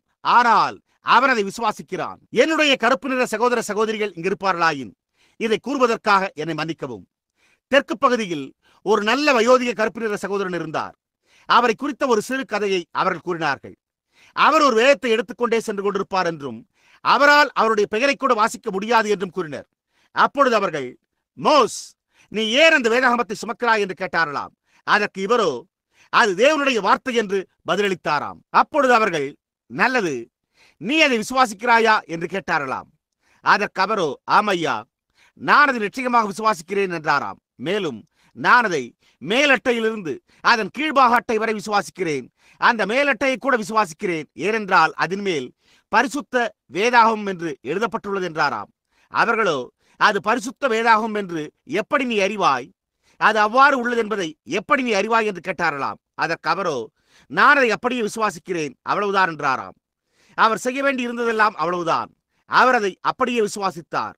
ஏனென்று அவருக்கு தெரியாது, ஆனால் அவர் அதை விசுவாசித்தார். அவர்கள் அவரிடத்தில், மோஸ் வேதாகமம் செய்யும்படி கூறியுள்ள எந்த காரியத்தையும் நீர் செய்வீரா என்று கேட்டாரலாம். அதற்கு அவர், ஆமையா, வேதம் கூறியிருந்தால் நான் அதை செய்வேன் என்றாராம். அங்குதான் உங்கள் காரியமே உள்ளது. அதற்கு அவர்களோ, சரி மோஸ் என்று கூறி, இப்பொழுது அங்கே அந்த கற்களை கொண்டு அமைக்கப்பட்ட தடுப்பு வேலி இருந்தால், அப்பொழுது கர்த்தர் அந்த தடுப்பு வேலியினூடாக உன்னை குதிக்கும்படி கூறினால் நீ அந்த தடுப்பு வேலியினூடாக குதிப்பாயா என்று கேட்டாரலாம். அதற்கு அவர், மோஸ் அந்த தடுப்பு வேலியினூடாக குதிக்க வேண்டும் என்று வேதம் கூறுகிறதா என்று கேட்டாராம். புரிகிறதா? அதற்கு அவர்களோ, தேவன் உன்னிடத்தில் பேசி அந்த தடுப்பு வேலியினூடாக குதிக்கும்படி கூறினால் என்ன செய்வாய் என்று கேட்டாரலாம். அதற்கு அவரோ, அது தேவனாயிருந்தால் அவர் என்னை குதிக்கும்படி கூறினால் நான் குதிப்பேன் என்றாராம். அப்பொழுது அவர்களோ, அந்த தடுப்பு வேலியினூடாக ஒரு துவாரமும் இல்லாமல் அதனூடாக எப்படி குதிப்பாய் என்று கேட்டாரலாம். அதற்கு அவரோ, தேவன் அதை கூறியிருந்தால் மோஸ் அங்கே குதிக்கும் போது அங்கே அவர் அந்த துவாரத்தை உண்டு பண்ணுவார் என்றாராம். அது உண்மை, சரியே. நீங்கள் தைரியமாக தேவனுடைய வார்த்தையை ஏற்றுக்கொண்டு அங்கேயே நின்று அது அவண்ணமாய் உள்ளதே என்று கூறுங்கள். இந்த பரிதாபமான நரம்பு தளர்வுற்ற ஸ்திரீ இங்கு இருக்கட்டும். அவள் மரிக்கப் போவதாக நினைக்கிறாள். எல்லாமே அவளுக்கு கோளாறாக உள்ளது. பாருங்கள், நீங்கள் மரித்துக் கொண்டிருக்கவில்லையே. சகோதரன் பிரணாம், நாம் அதை எப்படி செய்ய முடியும் என்று கேட்கலாம். அவருடைய வார்த்தையை அப்படி ஏற்றுக்கொண்டு அதன் மீது ஒரு முறை அடியெடுத்து வையுங்கள். பாருங்கள், அந்த வார்த்தையின் பேரில் நின்று என்ன சம்பவிக்கிறது என்று பாருங்கள். பிசாசு ஒரு பொய்யன் என்று அவனிடத்தில் சொல்லுங்கள். இத்தனை வருடங்களாக உனக்கு மாதவிடாய் இருந்து வந்துள்ளது. உனக்கோ கிட்டத்தட்ட 57 வயது. அந்த காரியத்திலிருந்து வெளியேறு. அது பிசாசாய் உள்ளதே. தேவனுடைய வார்த்தையை ஏற்றுக்கொண்டு அவருடைய தழும்புகளால் நான் குணமான என்று கூறு. அப்பொழுது என்ன சம்பவிக்கிறது என்று கவனித்துப் பார். அதன் பின்னர் உனக்கு மாரடைப்பு மற்றும் உள்ள காரியங்கள் ஏற்படும் என்ற சிந்தனையை நீ விட்டு விடுவாய். உனக்கு எந்த மாரடைப்பு மற்றும் அந்த விதமான எதுவும் ஏற்படாது. அது ஒரு பொய். உனக்கு அது உண்டாகாது. அப்படியே தேவனுடைய வார்த்தை விசுவாசி, அதுவே உண்மை. நீங்கள் மறுபடியும் பிறக்கும் போது தேவன் உங்களை ரூபகாரப்படுத்துகிறார். அந்த விதமாகத்தான் தேவன் தம்முடைய எல்லா இயற்கையையும் ரூபகாரப்படுத்துகிறார். என்ன? அவைகளினுடைய கனிகளினாலே. அந்த விதமாகவே அவர் தம்முடைய ஊழியத்தை ரூபகாரப்படுத்துகிறார். அது உண்மை. அவர் இயற்கையை ரூபகாரப்படுத்துகிற விதமாகவே அவருடைய ஊழியக்காரர்கள் யாவரும் ரூபகாரப்படுத்தப்படுகின்றனர். அது ஒரு குழிப்பேரி மரம் என்று எப்படி நீ அறிவாய்? அது குழிப்பேரி பழங்களை கொடுக்கிற காரணத்தினாலே ஆகும். அது ஒரு ஆப்பிள் மரம் என்று நீ எப்படி அறிவாய்? அது ஆப்பிள்களை கொடுத்துக் கொண்டிருக்கிறது. அவன் ஒரு கிறிஸ்தவன் என்பதை நீ எப்படி அறிவாய்? அவரிடத்திலிருந்து கிறிஸ்தவனின் அடையாளங்கள் வெளிவருகின்றன. அவரிடத்திலிருந்து கிறிஸ்தவனின் ஜீவியம் வெளியே தோன்றுகிறது. அவர் ஒரு போதகர் என்று எப்படி நீ அறிவாய்? வார்த்தை அவரிடத்திலிருந்து வருகிறது. அவர் ஒரு தீர்க்கதரிசி என்று எப்படி நீ அறிவாய்? வார்த்தை அவரிடத்திலிருந்து வந்து சாட்சி பகர்ந்து ரூபகாரப்படுத்துதல், அதுவே அதனை நிரூபிக்கிறது. அது எப்படி அவ்வாறு மாறுகிறது? அது மரிக்கும் போது அந்த ஒன்றாக மாறுகிறது. அது உண்மை. நாம் மரிக்கும் போது கிறிஸ்து இயேசுவுக்குள் ஒரு புது சிருஷ்டி ஆகிறோம். அது நம்முடைய அழைப்போடு நம்மை சேர்க்கிறது. நாம் நம்முடைய அழைப்போடு தரித்திருக்கிறோம். நாம் அவருடைய ஊழியக்காரர்களாய் இருக்கும்போது ஆவியின் கனிகள் நம்மை பின்தொடர்கின்றன. நாம் மறுபடியும் பிறக்கும் போது கிறிஸ்துவனுடைய ஜீவனின் கனிகள் நம்மை பின்தொடர்கின்றன. அது உண்மை. அது ஒரு குழிப்பேரி மரம் என்பதை நீங்கள் எப்படி அறிவீர்கள்? அது குழிப்பேரி பழங்களை உடையதாயிருக்கிறது. அவன் ஒரு கிறிஸ்தவன் என்பதை நீங்கள் எப்படி அறிவீர்கள்? அவன் கிறிஸ்துவை போல செயல்படுகிறான். அவன் கிறிஸ்துவை போல நடக்கிறான். அவன் கிறிஸ்துவை போல பேசுகிறான். அவன் கிறிஸ்துவை போல பாவத்துக்கு மேலாக வெற்றிகரமாக ஜீவிக்கிறான். அவன் என்ன செய்கிறான்? நான் என்ன செய்தேன் என்று பார்த்தீர்களா என்று கூறுகிறானா? கிறிஸ்துவை செய்யவில்லை. அவர் எல்லா துதியையும் பிதாவுக்கே செலுத்தினார். அது உண்மையே. அந்த விதமாகத்தான் நீங்கள் அதை அறிந்து கொள்கிறீர்கள். அவர்களுடைய கனிகளால் நீங்கள் அவர்களை அறிவீர்கள். ஒரு மனிதன் மறுபடியும் பிறக்காவிட்டால் அவன் தேவனுடைய ராஜ்யத்தை கூட புரிந்து கொள்ள முடியாது என்று மெய்யாகவே நான் உங்களுக்கு சொல்கிறேன். எனவே இங்கே இப்பொழுது 12:30 இல்லை, 1 மணிக்கு 20 நிமிடங்கள் உள்ள இவ்வேளையில் என்னுடைய புதிய வருட செய்தியாக இதை கூறவில்லை. ஆனால் இது உங்களுக்கு, தேவனை நேசிக்கிற கிறிஸ்தவரான உங்களுக்கு என்னுடைய ஆலோசனையாக உள்ளது. நீங்கள் தேவனுடைய நியாயத்தீர்ப்பின் வெண்கல பலிபீடத்தண்டை வரும்போது நீங்கள் மறுபடியும் பிறந்தாக வேண்டும் என்று உங்களையே அங்கே அதன் மேல் அப்படியே வையுங்கள். மறுபடியும் பழைய ஜீவியத்தின்படி துவங்க எதிர்பார்க்காதீர்கள். நீங்கள் மரிக்கப் போகிறீர்கள். அதுவே உங்களுடைய முடிவாய் உள்ளது. அவ்வளவுதான். நீங்கள் அதை செய்யவில்லை என்றால், உங்களால் அதை செய்ய முடியும் என்பது போல் நீங்கள் உணரவில்லை என்றால் அதை செய்யாதீர்கள். அதை செய்ய முயற்சிக்காதீர்கள். அது கிரியை செய்யாது. ஆழ்ந்த உத்தமத்தோடு செய்யுங்கள். இங்கே இந்த பாடத்திற்கு இன்னும் கிட்டத்தட்ட 10 பக்கங்களுக்கு இல்லை, அதற்கும் அதிகமாக உள்ள குறிப்புகளையும் வேத வாக்கியங்களையும் நான் விட்டுவிடுகிறேன். ஆனால் உங்களையே தேவனுடைய நியாயத்தீர்ப்பின் தேவனுடைய வெண்கல பலிபீடத்தின் மேல் வைத்து உலகத்திற்கு கிறிஸ்துவை போல மரித்தவராகுங்கள். புரிகிறதா? ஏதேன் தோட்டத்திலிருந்த நியாயந்தீர்க்கப்பட்ட மரித்த சர்பத்தை போல் வாருங்கள். அது ஒரு வெண்கல சர்ப ரூபத்தில் சுட்டிக்காட்டப்பட்டிருந்தது. அதற்குள் ஜீவனே இல்லாதிருந்தது. அதனுடைய ஜீவன் முழுவதுமே போய்விட்டிருந்தது. கிறிஸ்து ஜீவனற்றவராயிருந்தார். அவர்கள் அவரை சிலுவையிலிருந்து இறக்கி கல்லறையில் அவரை அடக்கம் பண்ணினார்கள். அவர் மரித்து விட்டார். அதன் பின்னர் அவர் நாம் நீதிமான்களாக்கப்படுவதற்காக உயிரோடு எழுந்தார். நாம் நம்முடைய ஆட்டுக்குட்டியோடு பிடத்தின் மேல் மரித்து அவருடைய நீதிமானாகுதலில் மீண்டும் உயிரோடு எழுப்பப்பட்டிருக்கிறோம். நாம் எப்படி அதை அறிவோம்? ஏனென்றால் அந்த மரித்த நிலைமையிலிருந்து அவரை உயிரோடு எழுப்பின அவருடைய ஜீவன், அதே ஜீவன் நம்மை மரித்த உலகத்தின் நிலையிலிருந்து நம்மை கிறிஸ்து இயேசுவுக்குள் ஒரு புது சிருஷ்டியாக உயிரோடு எழுப்புகிறது. அதன் பின்னர் நாம் நம்முடைய மீட்பின் நாள் வரையில் பரிசுத்த ஆவியினால் நாம் தேவனுடைய ராஜ்யத்திற்குள் முத்திரையிடப்பட்டிருக்கிறோம். ஒரு மனிதன் மறுபடியும் பிறந்தால் ஒழிய அவனால் தேவனுடைய ராஜ்யத்தை புரிந்து கொள்ள முடியாது என்று மெய்யாகவே நான் உங்களுக்கு சொல்லுகிறேன். அதை புரிந்து கொள்ள முயற்சிக்காதீர்கள். நீங்கள் அதை ஒருபோதும் புரிந்து கொள்ளவே மாட்டீர்கள். உங்களால் புரிந்து கொள்ள முடியாது என்று இயேசு கூறினார். அதை அப்படியே ஏற்றுக்கொள்ளுங்கள். அவருடைய வார்த்தையின் அடிப்படையின் மேல் அதை ஏற்றுக்கொள்ளுங்கள். இப்பொழுது குருட்டுத்தனத்தில் நடந்து, ஓ கர்த்தாவே, எனக்கு ஒரு உணர்ச்சி வசப்படுதலை தாரும் என்று கூறாதீர்கள். அப்படியே கர்த்தாவே, நான் உமக்கு சொல்லுகிறேன் என்று கூறாதீர்கள். வேண்டாம். கர்த்தாவே, என்னை கொன்று உலகத்தை என்னிலிருந்து எடுத்து போடும். நான் இன்னமும் உலகத்தின் காரியங்களில் அன்பு கூறுகிறேன் என்று கூறுங்கள். நான் சிருஷ்டிப்பை, சூரிய அஸ்தமனத்தை, அழகை, அது போன்ற காரியத்தை பொருட்படுத்தி கூறவில்லை. நான் அதை குறித்து பேசிக் கொண்டிருக்கவில்லை. நான் இச்சையை குறித்தும் அசுத்தத்தை குறித்தும் உலக ஒழுங்கை குறித்தும் சிந்தித்துக் கொண்டிருக்கிறேன். இந்த காரியங்கள் யாவும் உலகத்தினுடையவை. அப்படியே அவை அப்படியே மரித்து போகட்டும். அப்படியே தானாகவே மரித்து போகட்டும். நீங்கள் இனிமேல், அதாவது அவைகள் இனிமேல் உங்களை ஒருபோதும் பற்றிக் கொள்ளாது. அவைகள் உங்களுக்கு எப்படித்தான் ஜனங்கள் அவைகளில் ஜீவிக்கிறார்கள் என்பதை புரிந்து கொள்ள முடியவில்லை என்ற துர்நாற்றமாகட்டும். நீங்கள் கதறுங்கள். அதை குறித்து நீங்கள் அதிகம் காண்கிறீர்கள். நீங்கள் மோசமானதையே பெற்றுக் கொள்கிறீர்கள். ஆமையா, உங்களால் அதனோடு சமரசமாக முடியாது. சமரசத்திற்கு இடமே கிடையாது. உலகம் அங்கே இருக்கும்போது அங்கே உங்களைத்தாமே வைக்க இடமே கிடையாது. நீங்கள் அந்த காரியங்களுக்கு மரித்தவர்களாயிருக்கிறீர்கள். நீங்கள் ஒருமுறை உலகத்திற்கு மரித்துவிட்ட பிறகு பின்னர் எப்படி உங்களால் அதனுடைய காரியங்களில் மறுபடியும் தொடர்பு கொள்ள முடியும்? அதை செய்ய முடியாதே. எனவே அதை செய்யாதீர்கள். உலகத்தின் காரியங்களுக்கு மறியுங்கள். கர்த்தர் உங்களை ஆசீர்வதிப்பாராக. மறுபடியும் பிறந்த கிறிஸ்தவராயிருங்கள். மறுபடியும் பிறந்தாக வேண்டும். அப்பொழுது நீங்கள் அது கடினமான காரியம் என்று கூற வேண்டியிருக்காது. ஸ்திரீகளாகிய நீங்கள் என்னுடைய தலைமுடியை நான் வளரவிடட்டும் என்று கூற வேண்டியிருக்காது. என்னுடைய கோபத்தை போக்குவது எனக்கு கடினமான காரியமாய் உள்ளது என்று புருஷராகி நீங்கள் கூற வேண்டியிருக்காது. நான் என்னுடைய மனைவியினிடத்தில் கூறியாக வேண்டும். நான் அவளை பிடித்து நான் அவளை குலுக்கி நான் ஒரு கிறிஸ்தவன் என்று எனக்கு தெரியும், இதை செய்யக்கூடாது, நீ வாயை மூடு, நீ உட்காரு என்று கூற வேண்டியிருக்காது. அதை செய்யாதீர்கள். புரிகிறதா? நீ உன்னுடைய கரத்தை அவள் மீது போட்டு, இனிய இருதயமே, அது ஒரு கிறிஸ்தவனாக மாறுவதற்கானதல்ல என்று கூறும் ஒரு நேரத்தை நீ காண விரும்புவாய். அந்த விதமாகத்தான் இருக்க வேண்டும். அப்படித்தானே? நீ அந்த விதமாக இருக்க முடியும். புரிகிறதா? ஒரு மனிதன் உன்னை ஒரு கன்னத்தில் அறையும் போது நீ அவனை ஒரு பேனா கத்தியினால் அவனை வெட்ட வேண்டியதில்லை. புரிகிறதா? ஒரு மனிதன் உன்னை ஒரு கன்னத்தில் அறைந்தால் அப்பொழுது நீ, சகோதரனே, நீ எந்த காரணத்திற்காக அதை செய்தாய் என்று கூறுவாய். புரிகிறதா? அங்குதான் உங்கள் காரியமே உள்ளது. அதுவே கிறிஸ்தவ மார்க்கமாய் உள்ளது.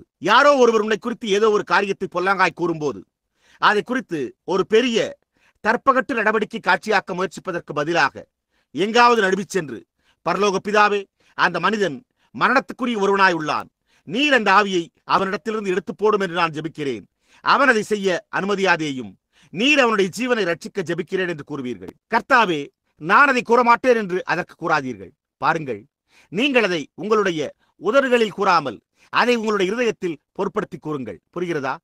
உங்களுடைய இருதயத்தில் உள்ளதே கணக்கிடப்படுகிறது. பாருங்கள், நீங்கள் தேவனுடைய ஆவியினால் மறுபடியும் பிறக்கும்போது நீங்கள் உண்மையாகவே ஒவ்வொருவரையும் நேசிப்பீர்கள். இப்பொழுது நீங்கள் அவர்களுடைய வழிகளையும் அதை போன்ற காரியங்களையும் விரும்பாதீர்கள். அதற்கு பங்காளியாக விரும்பாதீர்கள். வேண்டாம் ஐயா, உலகத்தின் காரியங்களிலிருந்து விலகியிருங்கள்.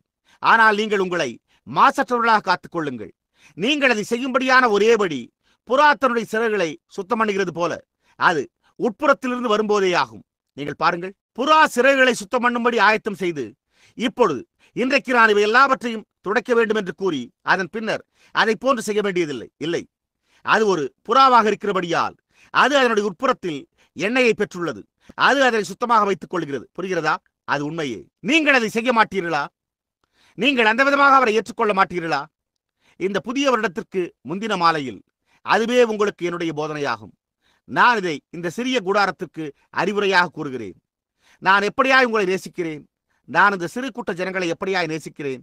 நான் எப்படியாய் எப்பொழுதாவது வந்து இந்த கட்டடத்தினூடாக நடந்து வந்து அப்படியே நோக்கி பார்க்க விரும்புகிறேன். நான் எப்பொழுதுமே எதை காண வாஞ்சித்துள்ளேன் என்பதை நீங்கள் அறிவீர்களா? ஆவியினால் நிரப்பப்பட்ட ஒரு சபை. அதை சுற்றி பாவமானது கூட இருக்க முடியாது. ஒரு அங்கத்தினர் ஏதோ ஒரு தவறை செய்தவுடனே ஆவியானவர் அதை கூறிவிடுவார். எனவே அந்த நபர் அதை அறிக்கை செய்து அதை சரிபடுத்திக் கொள்ளும் முன்பு கிறிஸ்தவர்களோடு தன்னை இணைத்துக் கொள்ளவே பயப்படுவான். ஏனென்றால் நீங்கள் ஒன்றாக கூடும்போது அவன் கூட்டத்தில் அடைக்கப்பட்டு விடுவான். நீங்கள் அங்கே அதை காண்கிறீர்கள். அது அழகாயிருக்கிறது அல்லவா? அப்பொழுது அசுத்தமானவன் உள்ளே வந்து உங்களுக்கு மத்தியில் அமர்ந்தால் முதலாவது காரியம் உங்களுக்கு தெரியுமா?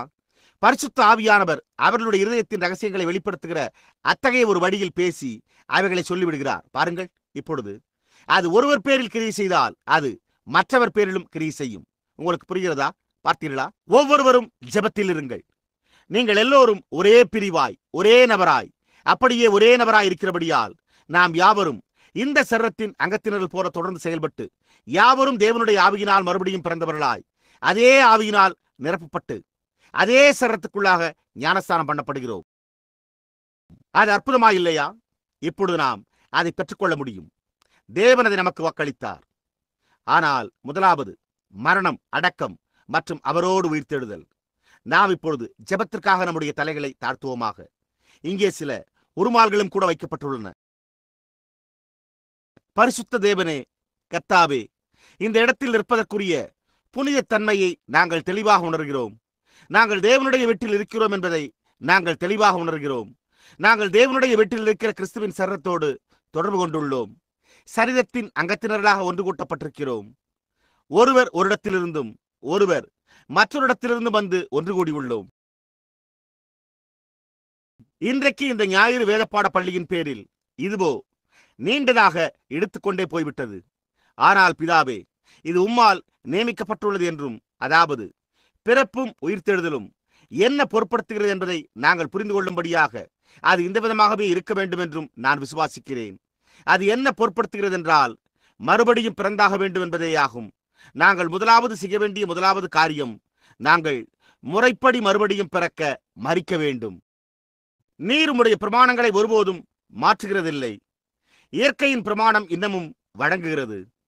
எந்த வித்து முறைப்படி மறுபடியும் பிறக்க மரிக்க வேண்டும் என்பதே இயற்கையின் பிரமாணமாகும். நாங்களும் கூட முறைப்படி மறுபடியும் பிறக்க மரிக்க வேண்டும் என்பதை நாங்கள் தெளிவாக உணர்கிறோம். நீர் எங்களை மன்னியும் என்றே நான் ஜெபிக்கிறேன்.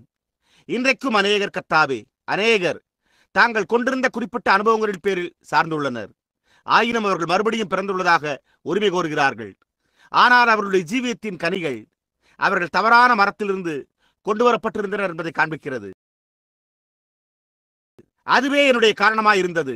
பிதாவே, இந்த காலையில் சகோதரர் நெவில் அவர்கள் என்னிடத்தில் பேசி ஒரு செய்தியை பிரசங்கிக்கும்படி கேட்டால் நான் அப்படியே ஞாயிறு வேதப்பாட பள்ளி போதகத்தையே போதிக்கலாம் என்று எண்ணியிருந்தேன். பிதாவே, ஆகையால் நான் இதை அன்போடும் என் முழு இருதயத்தோடும் செய்துள்ளேன் என்பதை ஜனங்கள் அறிந்து அவர்கள் கொண்டிருந்த சில சிறிய அனுபவத்தின் மேல் சார்ந்திராமல் தங்களுடைய அன்றாட ஜீவியத்தின் பேரில் முறைப்படி சார்ந்திருப்பார்களாக. அவர்கள் சபையில் இருக்கும்போது எப்படி அவர்கள் அந்த நேரங்களில் ஜீவிப்பார்கள்? வெளிப்புறத்திலிருந்து அந்த பெரிய கடும் நெருக்கடி வரும்போது அவர்கள் எப்படி ஜீவிப்பார்கள்? தொல்லை எழும்பும் போது அவர்கள் உதவிக்காக சிலுவை அண்டை ஓடுகிறார்களா, அல்லது தங்களுடைய சொந்த ஆவியிலும் சொந்த சிந்தனைகளிலும் அவர்கள் நடக்கிறார்களா?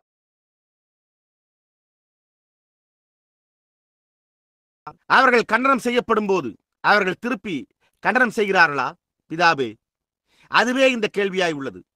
எங்களில் எவருமே மற்றவரை ரட்சிப்பது முற்றிலும் கூடாத காரியம் என்பதை நாங்கள் காணும்போது, தேவன் அதற்கொரு உரிய வழியை, எல்லாவற்றுக்கும் போதுமான ஒரு பலியை உண்டு பண்ணி இருக்கிறார். நாங்கள் வரக்கூடிய ஒரே வழி அதுவே ஆகும். எந்த சபையின் மூலமாகவும், எந்த கோட்பாட்டின் மூலமாகவும், எந்த ஸ்தாபனத்தின் மூலமாகவும், எந்த உணர்ச்சி வசப்படுதலின் மூலமாயும் அல்லாமல் கிறிஸ்துவின் வழியினாலேயே வர முடியும். முதல் மனிதன், அந்த நீதிமான் மரித்தது போல, அவன் தன்னுடைய ஆட்டுக்குட்டியோடு பலிபீடத்தின் மேல் மரித்தான். இந்த வேளையில் மற்ற ஒவ்வொரு நீதிமானும் தேவனுடைய வெண்கல பலிபீடத்தின் மேல் தன்னுடைய ஆட்டுக்குட்டியாகிய கிறிஸ்து இயேசுவோடு மரிக்க வேண்டும். அதன் பின்னர் நாங்கள் அவரோடு மரித்து ஒரு புதிய ஜீவனில் புதியதாக எழுப்பப்படுகின்றோம். கர்த்தாவே, அது இங்குள்ள எந்த இருதயத்திலும் தவறாது இருக்கும்படி அதை அருளும். கர்த்தாவே, நாங்கள் இந்த பிற்பகல் திரும்பி மீண்டும் இன்றிரவு 7:30 மணிக்கு தொடர் கூட்ட பிரசங்கங்கள் இங்கே துவங்க உள்ளபடியால் நாங்கள் இதை இன்றைக்கு சிந்தித்து பார்ப்போமாக. கர்த்தாவே, இன்றிரவு வல்லமையான செய்திகளோடு உள்ள உம்முடைய ஊழியக்காரர்கள் ஒவ்வொருவரையும் நீர் ஆசீர்வதியும் என்றே நான் ஜெபிக்கிறேன். இதை அருளும். எங்களுடைய ஆத்துமாக்கள் நிரப்பப்படுவதாக. இந்த ஜனங்கள் மிக தொலைவிலிருந்து காரோட்டி இங்கு வருகின்றனர். அவர்கள் இந்த புதிய வருடத்தினுடைய மாலை வேளையில் தேவ பலனாகிய சுவிசேஷத்தினால் நிரப்பப்பட்டு இங்கிருந்து மகிழ்ச்சியோடும் கலிகூறுதலோடும் புறப்பட்டு செல்வார்களாக. கர்த்தாவே, இதை அருளும். வருகின்ற வருடத்திற்கான ஆவிக்குரிய ஆகாரத்தை அவர்களுக்கு தாரும். இதை அருளும். எங்களுக்கு விரோதமாக குற்றம் செய்தவர்களை நாங்கள் மன்னிக்கிறது போல எங்களுடைய தப்பிதங்களை எங்களுக்கு மன்னியும். நீங்கள் உங்கள் இருதயத்திலிருந்து ஒவ்வொரு மனிதனுடைய தப்பிதங்களையும் மன்னியாதிருப்பீர்களே, ஆனால் பரலோகத்தில் இருக்கிற உங்கள் பிதாவும் உங்கள் தப்பிதங்களை மன்னியாதிருப்பார் என்றீர். எனவே கர்த்தாவே, நாங்கள் ஒவ்வொருவரையும் மன்னிக்கிறோம். கர்த்தாவே, நாங்கள் விசுவாசத்தினால் இந்த காலையில் எங்களுடைய ஆத்துமாக்களை பீடத்தின் மேல் வைக்கையில் எங்களிடத்திலிருந்து உலக ஜீவியத்தின் ஒவ்வொரு துணுக்கையும் சுட்டரித்து போடும். எங்களுடைய பலியிலிருந்து புகையானது எழும்பி, கர்த்தாவே, அது உம்முடைய நாசிகளில் சுகந்த வாசனையாயிருப்பதாக. அதை அருளும். கர்த்தாவே, நாங்கள் ஒரு சுட்டரிக்கப்பட்ட ஆட்டுக்குட்டியாக வைக்காமல் அங்கே பாவிகளாக, சுட்டரிக்கப்படும்படியான பாவிகளாக எங்களையே அங்கே வைக்கிறபடியால் ஒரு புதிய பிறப்பின் ஆட்டுக்குட்டிகளுக்குள்ளாக மாற்றப்படுவோமாக. கர்த்தாவே, இதை அருளும். அதன் பின்னர் எங்களை சோதனைக்குட்பட பண்ணாமல் தீமையினின்று, சுகவீனத்தின் தீமையினின்று, மனச்சோர்வின் தீமையினின்று எங்களை ரட்சித்துக் கொள்ளும். இந்த காலையில் கட்டிடத்தில் உள்ள ஒவ்வொருவரையும் சுகப்படுத்தும். கர்த்தாவே, இன்றைக்கு சுகவீனமான ஒவ்வொரு நபரும் சுகமடைவார்களாக. ஜனங்களுக்கு முன் வைக்கப்படுகிற மலைகள் அவைகள் இன்றைக்கே பெயர்ந்து போவதாக என்று கர்த்தராகிய இயேசுவின் நாமத்தில் நான் இந்த வார்த்தைகளை உரைக்கிறேன். அது சுகவீனமாயிருந்தாலும், அது இச்சையாயிருந்தாலும், அது உணர்ச்சிகளாயிருந்தாலும், அது உலகத்தின் எந்த காரியமாயிருந்தாலும், அது வழியிலிருந்து அகன்று போய் தேவனுடைய வார்த்தையானது உள்ளே வந்து அவர்களுடைய ஜீவியத்தில் வெளிப்படுத்தப்படுவதாக. தீமையினின்று எங்களை ரட்சித்துக் கொள்ளும். கர்த்தாவே, ராஜ்யமும் வல்லமையும் மகிமையும் என்னென்றைக்கும் உம்முடையவைகளே. ஆமேன். நான் அவரை நேசிக்கிறேன்.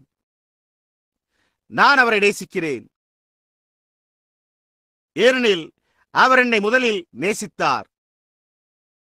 சம்பாதித்தார் என்ற ரட்சிப்பை கல்வாரி மரத்தினிலே. இப்பொழுது ஒருவர் மற்றவருடைய கரங்களை குலுக்குங்கள். நான் அவரை நேசிக்கிறேன். அப்படியே சுற்றி திரும்பி வாழ்த்துக்கள் என் சகோதரனே, வாழ்த்துக்கள் என்று கூறுங்கள். ஏனெனில் அவர் என்னை முதலில் நேசித்தார், சம்பாதித்தார் என்ற ரட்சிப்பை கல்வாரி மரத்தினிலே. தொடர்ந்து இசைத்துக் கொண்டே இருங்கள். இந்த வருடத்தில் உங்களுடைய எல்லா தயவிற்காகவும் நான் உங்கள் ஒவ்வொருவருக்கும் நன்றி கூற விரும்புகிறேன். கர்த்தருக்கு சித்தமானால் நான் என்னுடைய செய்தியை அநேகமாக 7:30 மணிக்கு அளிப்பேன். நான் சார்லி, நெல்லி, ராட்னி மற்றும் அவருடைய மனைவிக்கும் அவர்களுடைய தயவிற்காகவும் நான் நன்றி கூற விரும்புகிறேன். வேட்டையாடும் பருவகாலத்தில் நான் அங்கிருந்த போது அவர்கள் என்னை அவர்களுடைய தகப்பனைப் போலவும் அவர்களுடைய தாயைப் போலவும் நடத்தினார்கள். ஜனங்களாகி நீங்கள் எல்லோருமே என்னிடத்தில் மிகவும் தயவா இருந்து வந்துள்ளீர்கள். உங்களுக்கு நன்றி. சகோதரன் மற்றும் சகோதரி டவ், சகோதரன் ரைட், சகோதரன் பென் அவர்களும் கூட அநேகர் ஜனங்களாகி நீங்கள் எல்லோருமே, சகோதரன் பாமர் மற்றும் உங்களுக்கு தெரியும் ஜார்ஜியாவிலிருந்து வந்துள்ள நீங்கள் யாவரும், சுற்றிலும் எங்குமுள்ள உங்கள் எல்லோருக்கும் நன்றி. அடுத்தபடியாக மார்ஜினுடைய தகப்பனார் அவர்கள் நேற்று அழைத்து அவர் சுகவீனமாய் இருந்ததாக கூறினர். மார்ஜி மற்றும் ராட்னி இங்கிருக்கிறார்களா? அவர்கள் இல்லையா? அந்த வயோதிகர் எப்படி இருக்கிறார்? நாம் அப்படியே மெதுவாக ஜெபம் செய்வோமாக. பரலோக பிதாவே, ஒரு சில வாரங்களுக்கு முன்பு நான் கெண்டக்கியில் உள்ள சாலையின் தூரமாக உள்ள அந்த சிறு நாட்டுப்புற தாழ்வாரத்தில் அமர்ந்திருந்தேன்.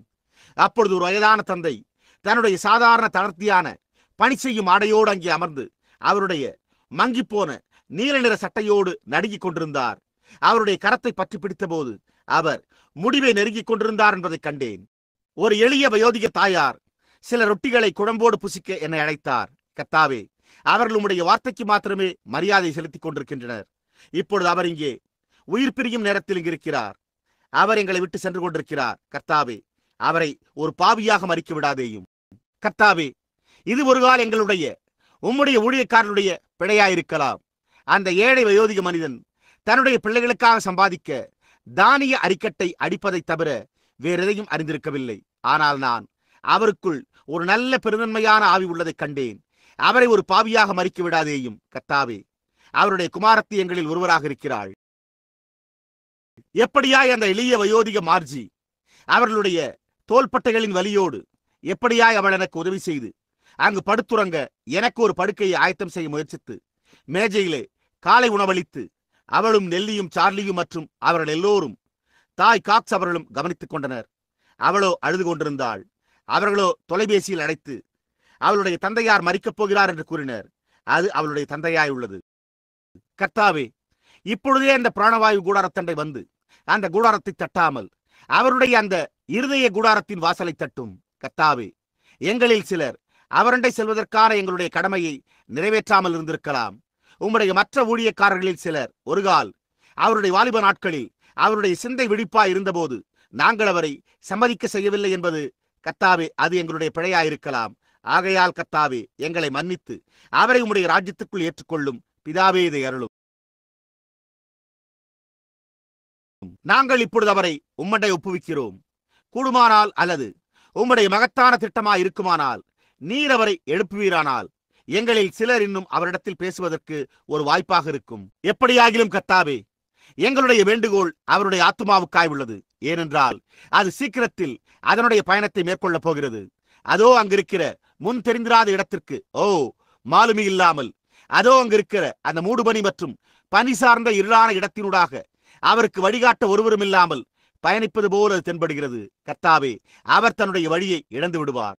அந்த வழியை அறிந்துள்ள மாலுமி இந்த காலை அவரண்டை வந்து அந்த பண்டைய சீயோனின் கப்பலுக்கு எதிரே இந்த அவருடைய சிறு கப்பலை நங்கூரமிட செய்வாராக. அவர் தன்னுடைய பயணத்தை மேற்கொள்ளும் போது அவர் நிச்சயமாக பாதுகாப்பில் உள்ள தேசத்தண்டை வந்து சேருவாராக. பிதாவே, இதை அருளும். நாங்கள் அவரை இப்பொழுது உம்மண்டை இயேசு கிறிஸ்துவின் நாமத்தில் சமர்ப்பிக்கிறோம். ஆமேன். நான் அவரை நேசிக்கிறேன். நாம் நம்முடைய கரங்களை உயர்த்துவோமாக. ஏனென்றால் அவர் முதலில் என்னை நேசித்தார், சம்பாதித்தார் என் ரட்சிப்பை கல்வாரி மரத்தினிலே. நான் இந்த காலை பிரசங்கித்தது போல இன்றிரவு நான் சற்று விரைவாகவே செய்தியை பிரசங்கிக்க முயற்சிப்பேன். இப்பொழுது மெதுவாக செல்ல உள்ளேன். உங்கள் எல்லோரையுமே என்னோடு வீட்டிற்கு அழைத்து சென்று உங்கள் எல்லோருக்குமே ஒரு நல்ல இரவு உணவை தர நான் விரும்புகிறேன். என்னால் முடிந்தால் நான் நிச்சயம் அதை செய்வேன்.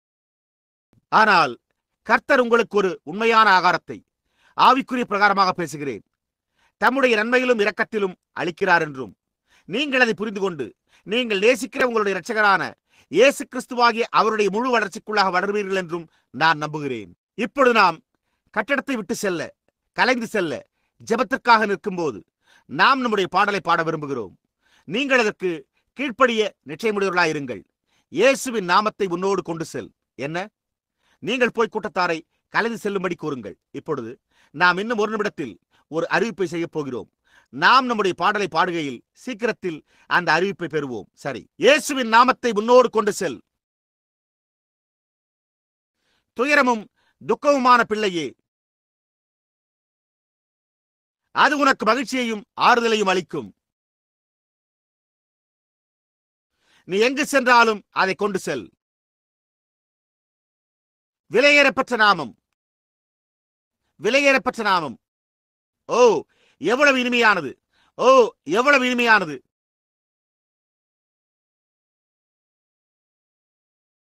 பூமியின் நம்பிக்கையும் பரலோகத்தின் சந்தோஷமுமாமே விலையேறப்பட்ட நாமம். ஓ, எவ்வளவு இனிமையானது!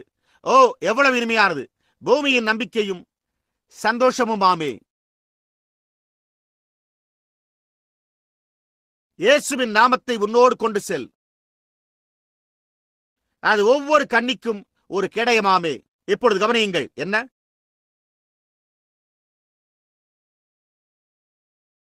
சோதனைகள் உன்னை சுற்றி சூழும்போது நீ என்ன செய்வாய்?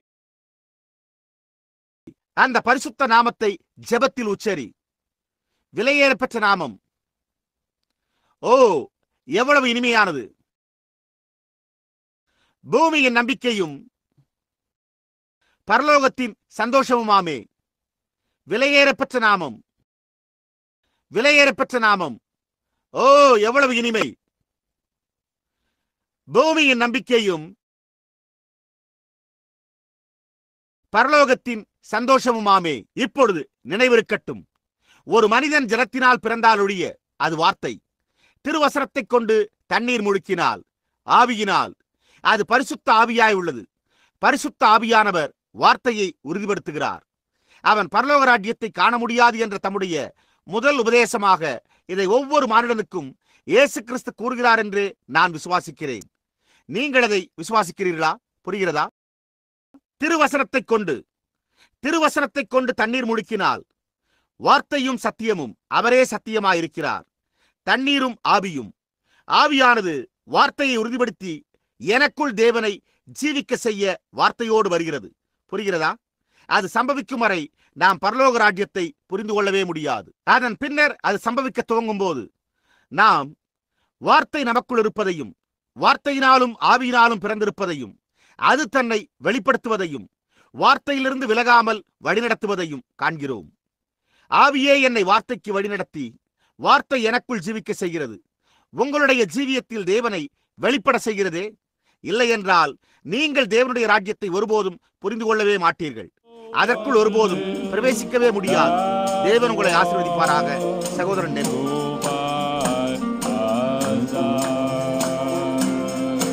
Ever have a friend like this? Ever have a friend like this? Lead me to the sky. Lead me to the sky. Friendship with Jesus. Oh, friendship with Jesus. Fellowship divine. Fellowship divine. Oh, what blessed sweet communion. Oh, what blessed sweet communion. Jesus is a friend of mine. Jesus is the friend of mine. A friend when other friendship cease. A friend when other friendship cease. A friend when others fail. A friend when others fail.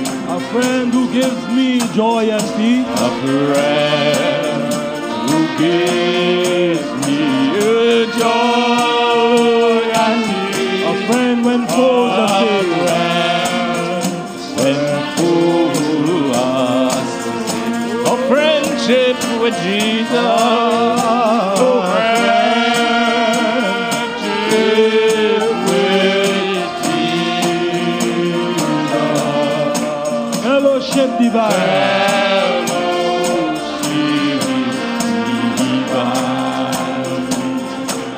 Oh, what blessed sweet communion. Oh, what blessed sweet communion. Jesus is Yes, a He friend is the friend. He is the friend of a friend when sickness lays me low. a friend when sickness lay me low. A friend when death draws A nigh. friend when death draws nigh. A friend as though the veil I go. A friend has do the veil I go. A friend to help and A share. friend to help and share.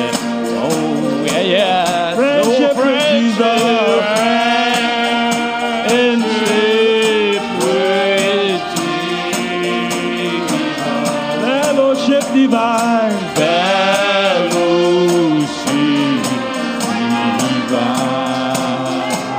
Oh, what blessed sweet communion. And oh, what blessed sweet communion. Jesus is a friend of mine. Yes, Jesus is a friend of mine.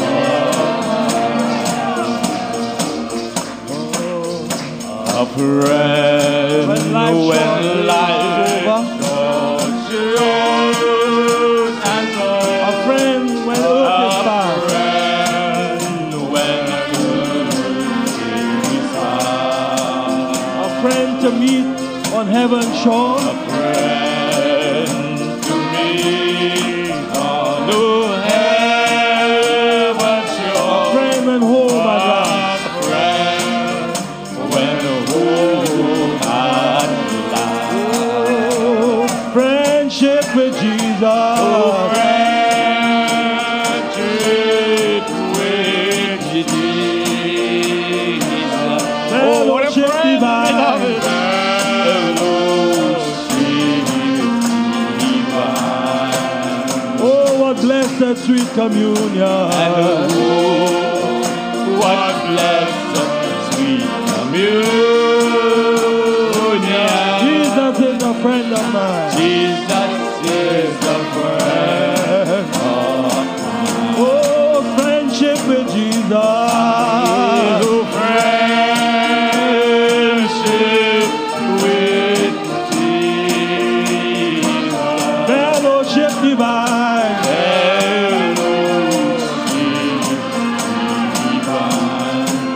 Oh, what blessed sweet communion. What blessed sweet communion. Jesus is a friend of Yes, mine. Jesus is a friend of mine. Friendship with Jesus. Yes, a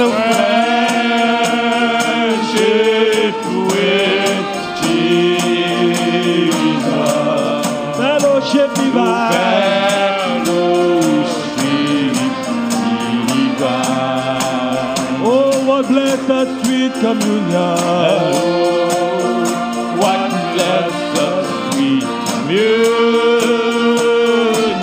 Jesus is a friend Yes, of mine. Jesus is the friend of mine. Friendship with Jesus. Friendship with Jesus.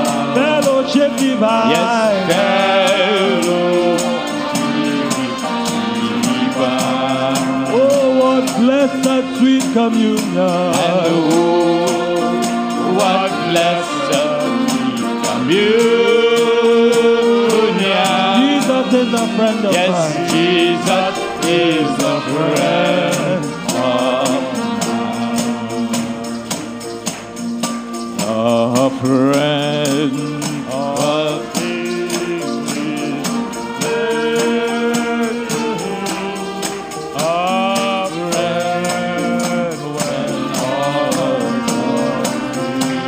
A friend who gives me joy and peace.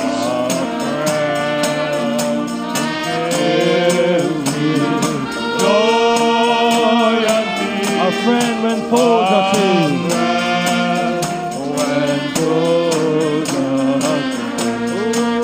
Friendship with Jesus. Oh, friendship with Jesus. Fellowship divine. Fellowship divine. Oh, what blessed sweet communion. Oh, what blessed sweet communion. Jesus is a friend of mine.